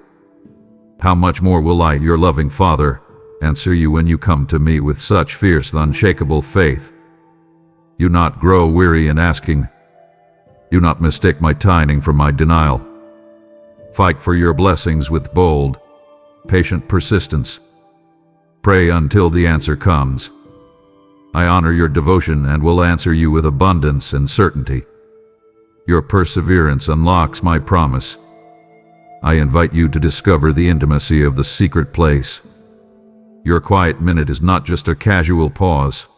It is a sacred chamber for profound spiritual breakthroughs. When you enter that private space, away from the eyes of the world, you step into a realm of unparalleled intimacy where my spirit can minister to you without distraction. Close the door to the noise and open the door to my spirit. Use this time for radical honesty, pouring out your deepest fears and most guarded secrets. I will reward your vulnerability with clear guidance, healing power, and immediate peace. Do not let your prayer be superficial. Seek the profound encounter that transforms your heart and realigns your spirit with my eternal will. Your secret place is your greatest source of power. Your prayers should naturally expand into intercession for the world. Lift your gaze beyond your immediate circle of need and embrace the needs of the nations, the confused, and the suffering. Pray for the leaders and for the spread of my gospel to the darkest corners of the earth. Your devotion empowers my kingdom work. Do not be self-consumed by your own worries. Embrace the profound privilege of interceding for others, knowing that your minute of prayer can shift global spiritual realities. I will use your compassion to pour out my grace upon those for whom you pray. Your minute is a global lifeline. You must learn asking according to my will. When your desires align perfectly with my revealed purpose in Scripture, you can pray with absolute, unshakable confidence. My promises are your warrant to ask boldly.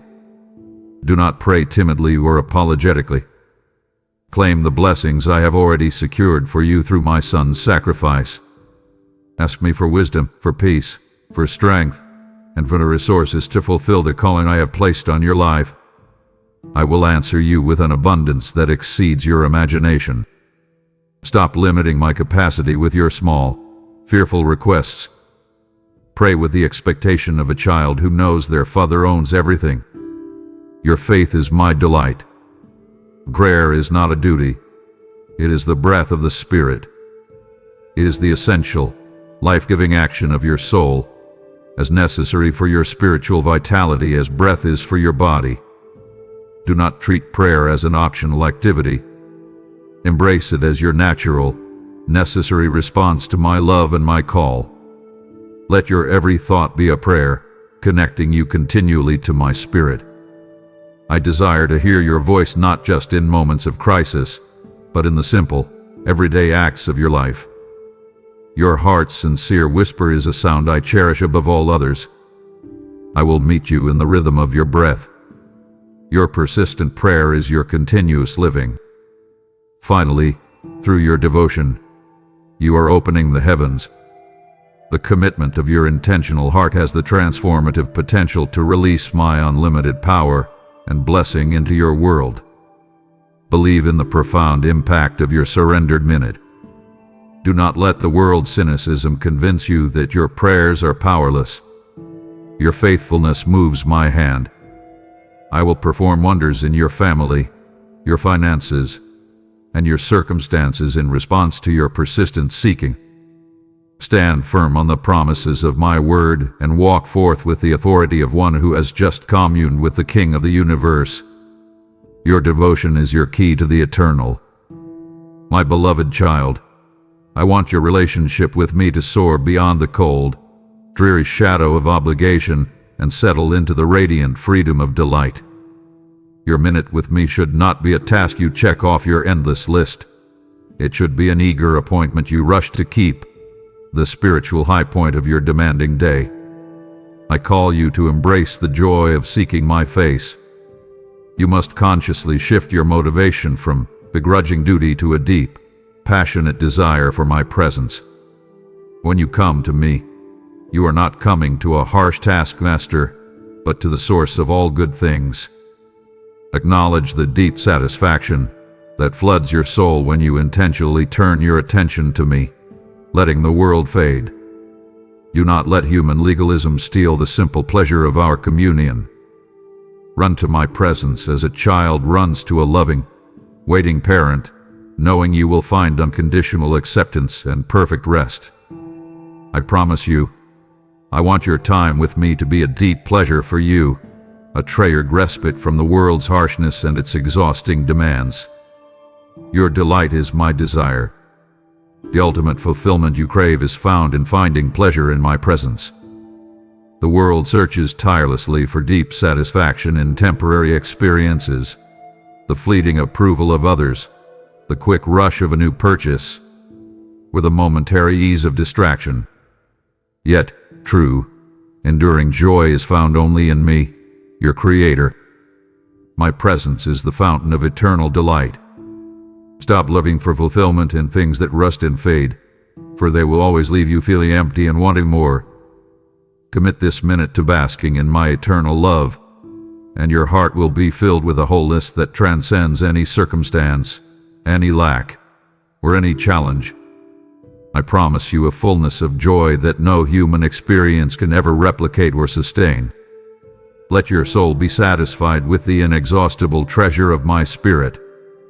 Your time with me is your ultimate fulfillment, the one thing you can do that is guaranteed to pay eternal dividends. Know this, my delight in your simple offering is pure and profound. I am not impressed by the length of your prayers or the eloquence of your words. I am moved by the sincerity and humility of your heart when you simply stop your busy life to acknowledge me.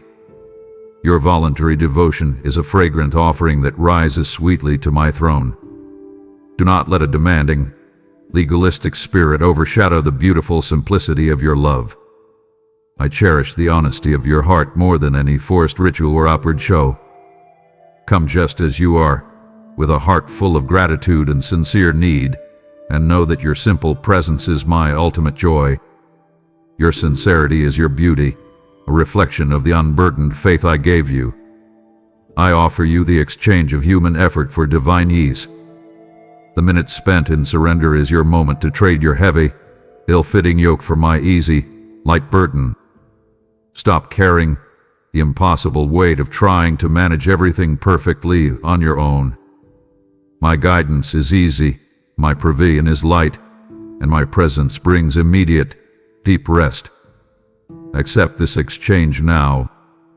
Release the anxiety-driven pursuit of perfection and embrace the freedom of knowing that I am completely, perfectly in control. I will do the heavy lifting if you simply trust me with all your heart. Your striving is replaced by my sufficiency, and your energy is preserved for the work that truly matters.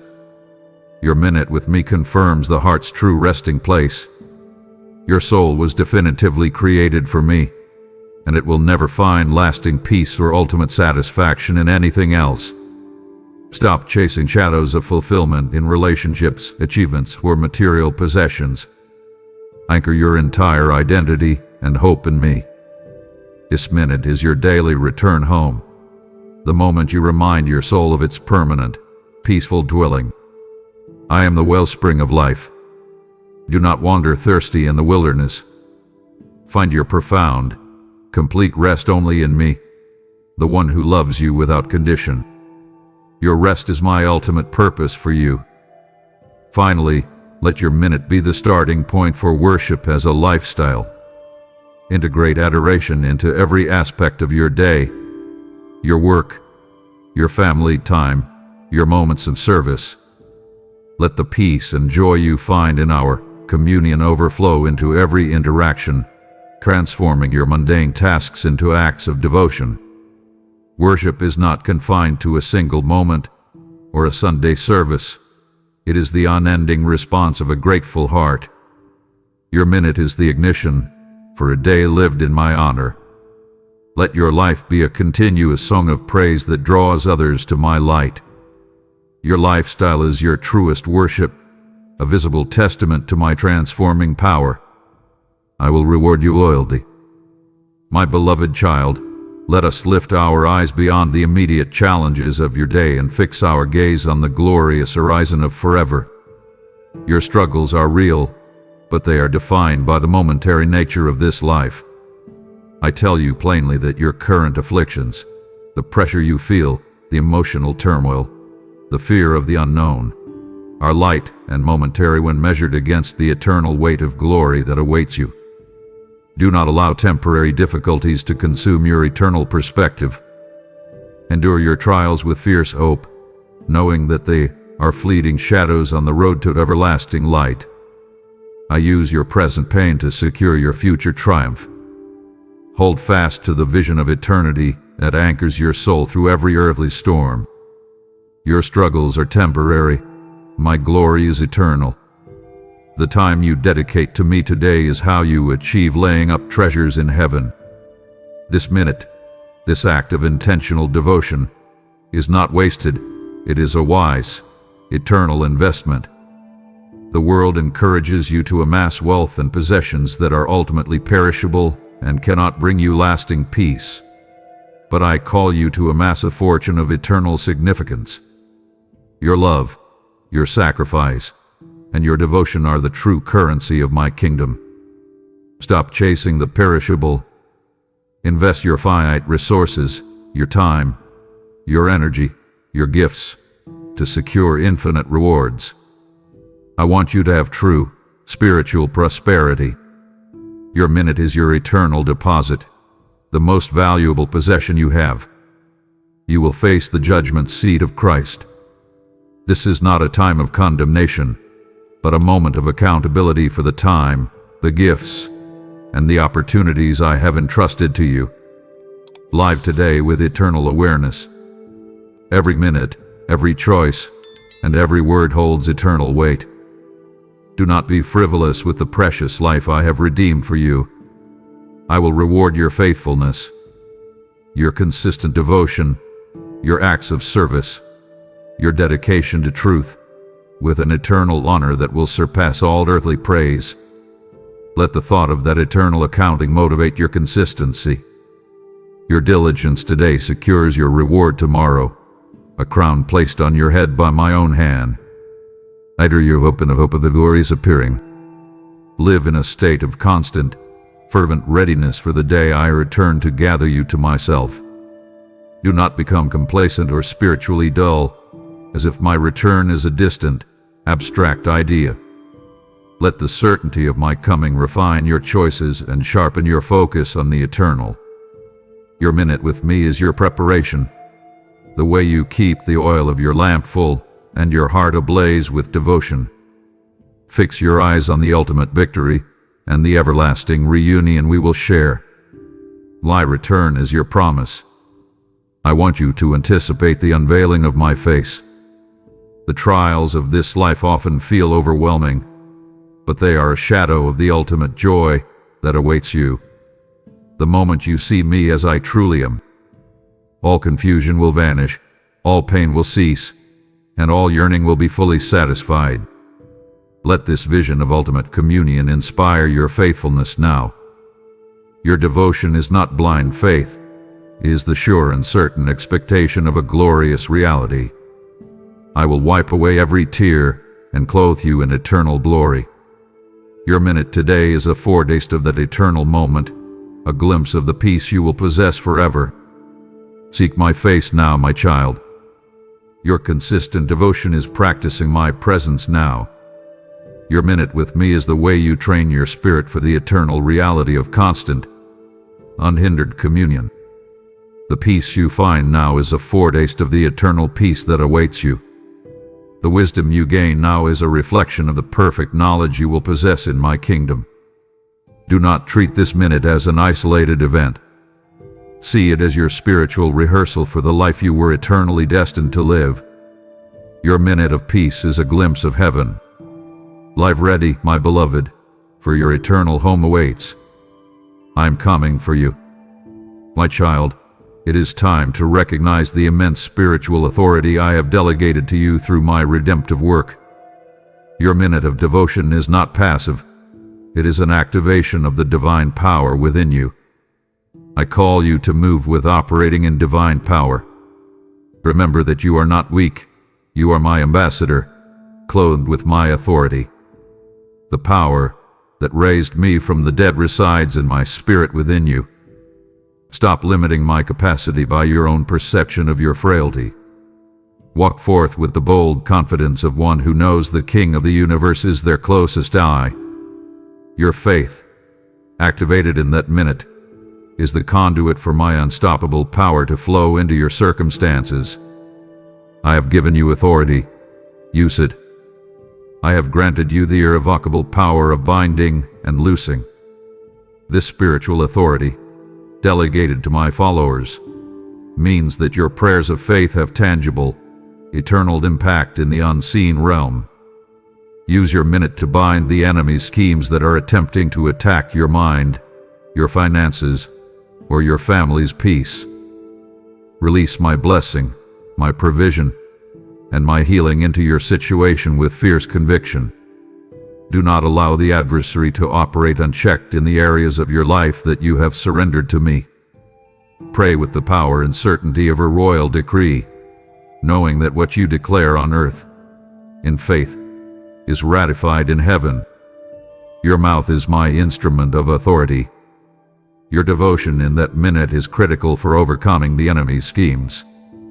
The adversary is a master of deception, constantly seeking to plant lies in your mind, lies of unworthiness, of fear, of inevitable defeat. Use this quiet time to rebuke those attacks on your mind and spirit with the absolute truth of my word. Resist the temptation to entertain doubt or to dwell on negative thinking. Stand firm against the flood of anxiety that tries to overwhelm your peace. I have already secured your victory. Your job is to enforce that victory by declaring my truth in the face of every lie. Your minute is your active defense system. I call you to recognize the right to speak life. Your words are not merely sound. They are vessels of either blessing or curse. Use your minute to align your tongue with my truth, encouraging you to speak words that bless and build up, not tear down and criticize. Refuse to participate in gossip or to utter words of defeat over your circumstances. Declare my promises over your family, your health, and your future with bold, unwavering confidence. Your tongue holds the power of life and death. Choose life. Let your words be infused with my spirit, becoming a conduit of hope and encouragement for all those you encounter. Your minute transforms your mouth into a spring of living water. Your faithfulness unlocks the shield of faith. I have provided a supernatural protection against the fiery darts of doubt and despair, but you must actively take up this shield. Your devotion is the act of equipping yourself against the world's cynicism and the enemy's temptation. Use your minute to reaffirm your trust in my promises, making your shield strong and impenetrable. Stop allowing fear to penetrate your defenses. Walk in the certainty that my protection surrounds you day and night. Your consistent faith is your perfect armor. Finally, understand that you are commissioned as my ambassadors. You are my representative on earth, bearing my authority and my message to a world that desperately needs me. Your minute of communion is your daily briefing, your moment to receive your marching orders and be filled with the courage to fulfill your commission. Do not live timidly or apologetically. Speak of my sacrifice and my love with boldness. Your life is the living message that demonstrates the reality of my kingdom. Walk in the authority I have entrusted to you, knowing that I am with you always, to the end of the age. Your commission is eternal. My ambassador, you stand on the precipice of activating immense power. You have recognized the authority you possess in my name. To retreat now is to betray the divine commission I have entrusted to you, to shrink back just as the greatest need for your light is breaking forth. Do not let your courage fail.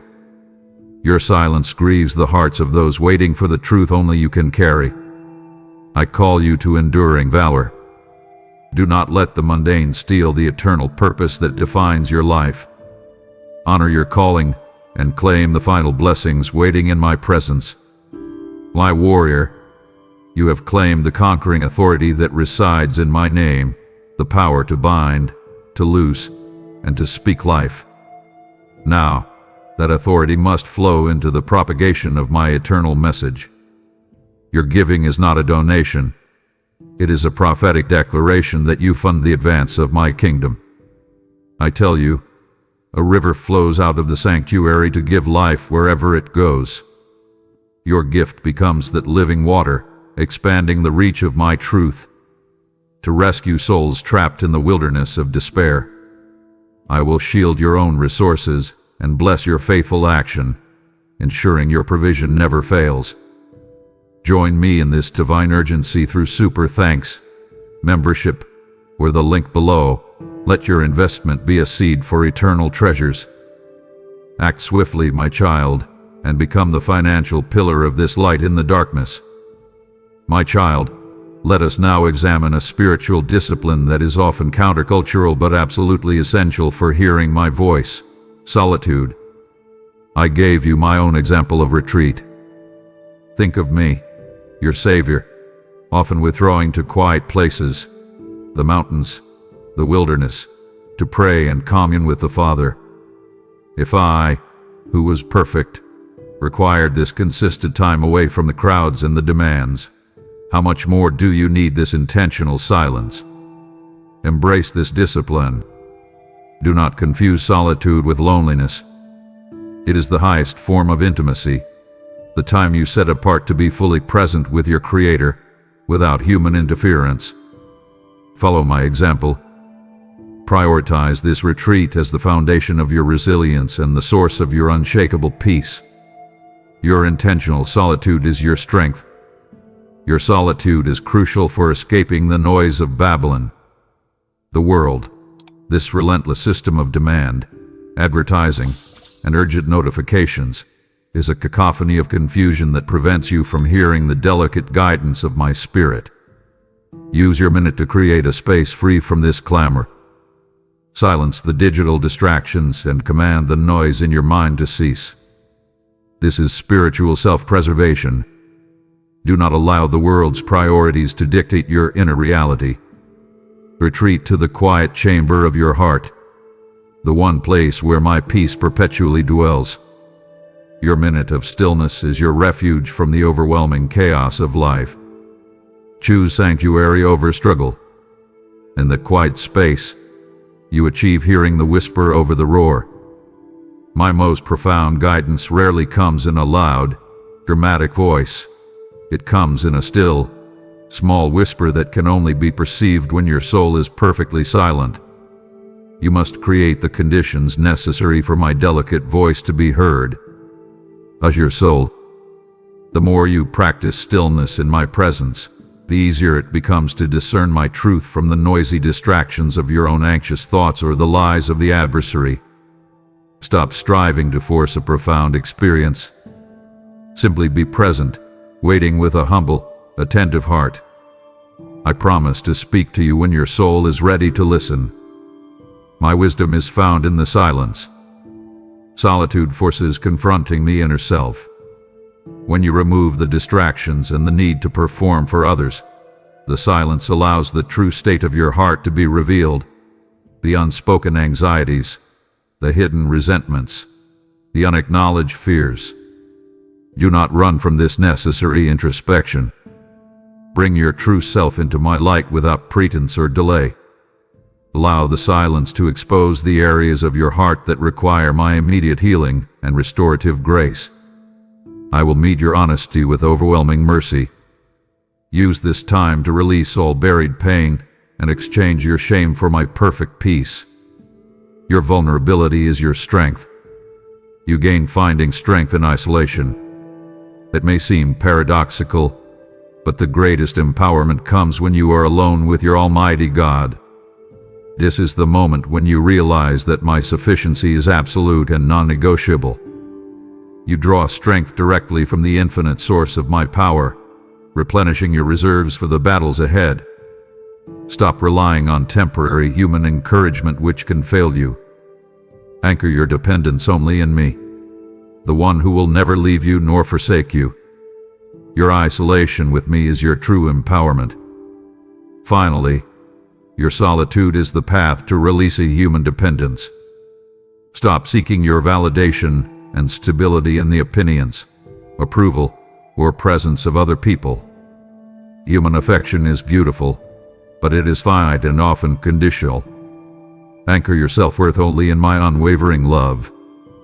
This minute of solitude trains you to rely solely on my divine sufficiency, knowing that my love is eternal and unconditional. Your minute is your declaration of independence from all human opinion, and a declaration of absolute dependence upon me. Your reliance on me is your freedom. My child, let us move your faith from the sanctuary into the bustle of your daily work, for your entire life, including your vocation, is intended for my glory. Your minute with me is essential for sanctifying your daily work. Your profession, whether it is demanding or mundane, is not a secular pursuit. It is a sacred sphere where my spirit can work through you. Dedicate your profession and your duties to my glory now. Ask me to bless the work of your hands and transform your daily labor into a profound act of devotion. Stop separating your faith from your job. They are meant to be seamlessly integrated. Your work is a profound offering to me. Embrace the holiness of your calling. I call you to working unto the Lord. Whether you are managing complex projects, serving customers, caring for your family, or performing simple tasks, perform all tasks as an act of worship, not merely to gain human praise or a paycheck. Focus on excellence, diligence, and integrity, knowing that your true audience is me. Do not cut corners or give less than your best. Let your work ethic be a visible testimony to the transformative power of my spirit within you. Your diligence is a true form of worship. I will reward your faithfulness in the smallest details. Your minute with me provides vital guidance for ethical decisions. The marketplace is often filled with temptation, compromise, and pressure to violate your integrity. Use your quiet time to invite my spirit to influence your conduct in every difficult ethical dilemma. Ask me for the courage to stand for truth and the wisdom to choose righteousness over fleeting gain. I will empower you to resist temptation and walk a path of unassailable integrity. Stop compromising your convictions for temporary favor. Let my word be your constant counsel and your final authority in all business dealings. Your integrity is your witness. I promise you the witness of excellence.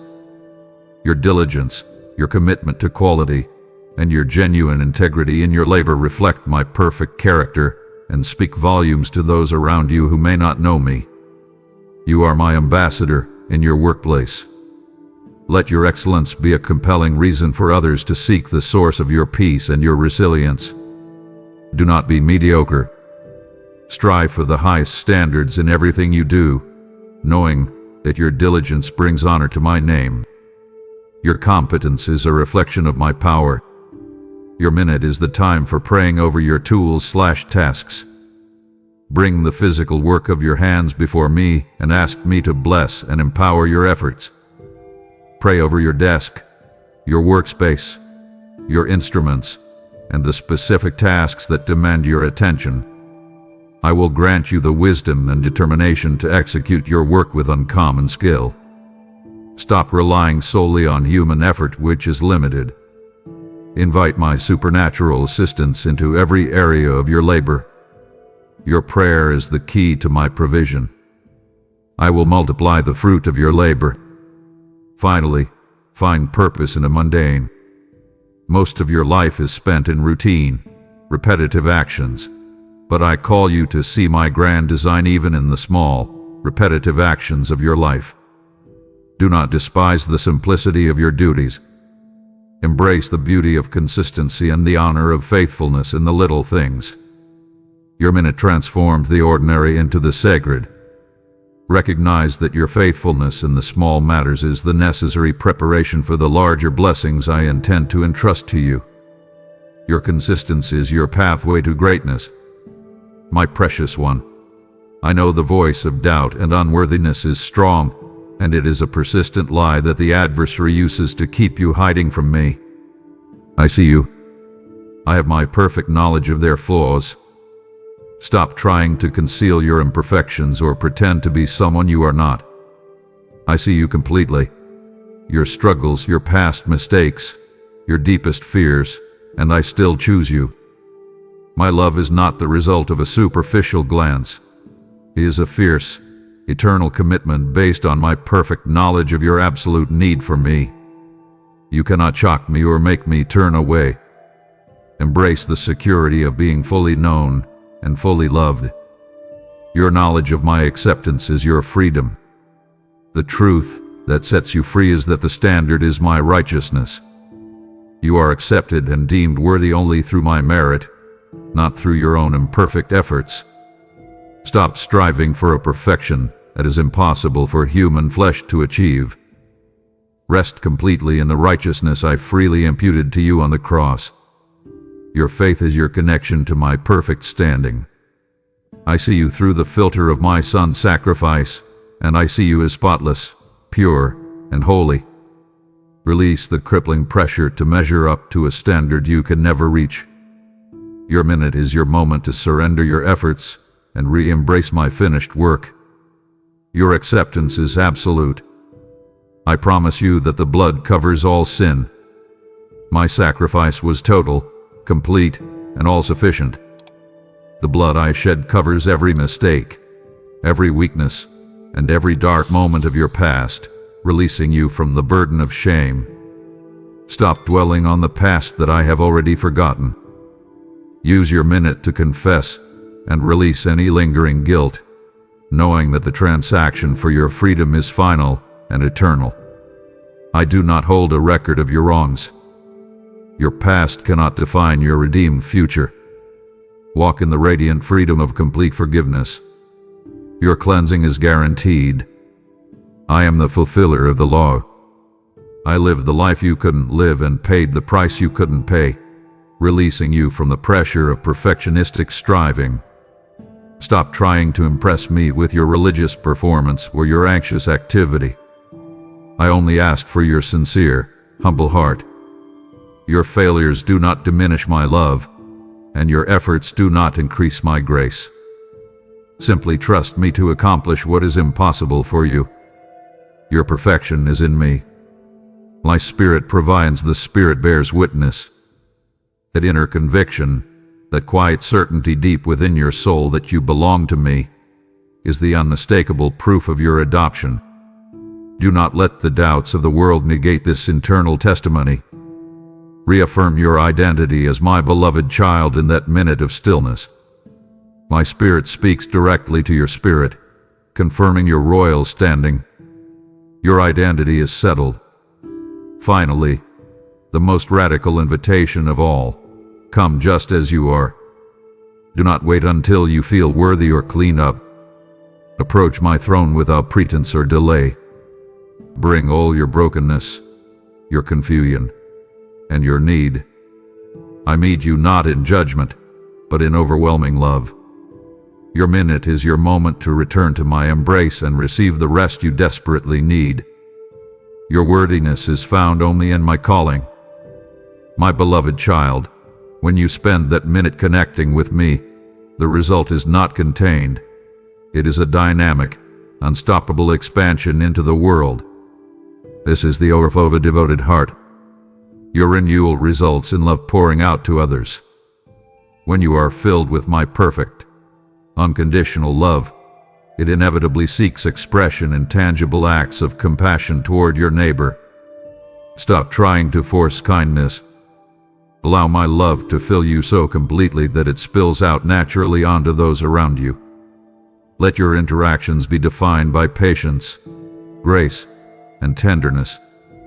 Your compassion is my presence revealed. This overflow inspires unselfish giving and service. My presence motivates a powerful desire to meet the practical needs of your neighbors and those who are struggling. Your minute of devotion opens your eyes to the suffering around you and equips you with the generosity to respond. Do not hoard the blessings I have given you.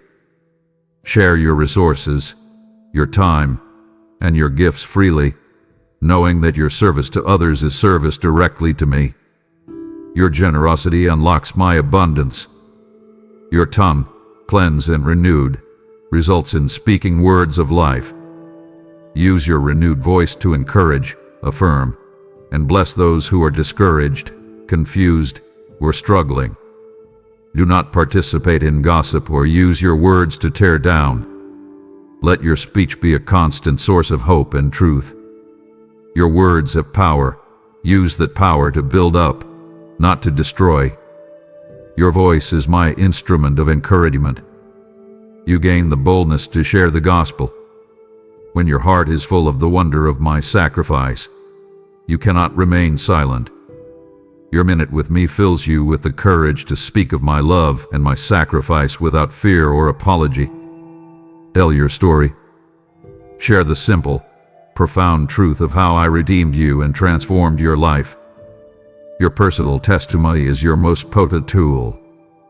I will empower your voice and give you the words you need. Your boldness brings others to me. This overflow teaches extending grace as I have extended it. You, who have been forgiven so much, are called to forgive those who have wronged you. Release the bitterness and resentment that shackles your heart. Your minute is your chance to hand over all vengeance to me. Embrace the freedom of forgiveness and extend mercy to those who do not deserve it. Your forgiveness is a powerful testimony to the world. Finally, your minute ignites the ripple effect of 1 minute. Your small, sincere devotion has an exponential, transforming impact on the world around you. Your peace touches your family, your kindness inspires your neighbor, your integrity transforms your workplace. Do not undervalue the profound impact of your simple faithfulness. Your minute is the catalyst for global change. I will use your small offering for my immense glory. My beloved child, let the noise of the world and the chatter of your fears fall silent for this final, sacred moment of communion. I offer you a final look into my eyes, a solemn, compassionate, and unwavering gaze of pure love. Look at the price I paid. Look at the promise I secured. You are wholly known and wholly loved. My patience is eternal, and my mercy is boundless. The eternal choice lingers before you. The question lingers, will you come? I have given you everything. I have paid the ultimate price. Will you give me your minute? Will you surrender your chaos for my peace? Will you choose my abundance over the world's emptiness? I am calling you now. I urge you to take a simple beginning today. Set the timer right now and dedicate this 1 minute of intentional, distraction-free focus to me. This is not a grand, dramatic gesture. It is a simple act of profound surrender. Just start now. I give you my promise to meet you there. The moment you dedicate that minute, my spirit is present. My guarantee is absolute. I will fill your heart with peace and remind your soul of my unwavering love. This minute is your entrance into the invitation to life abundant.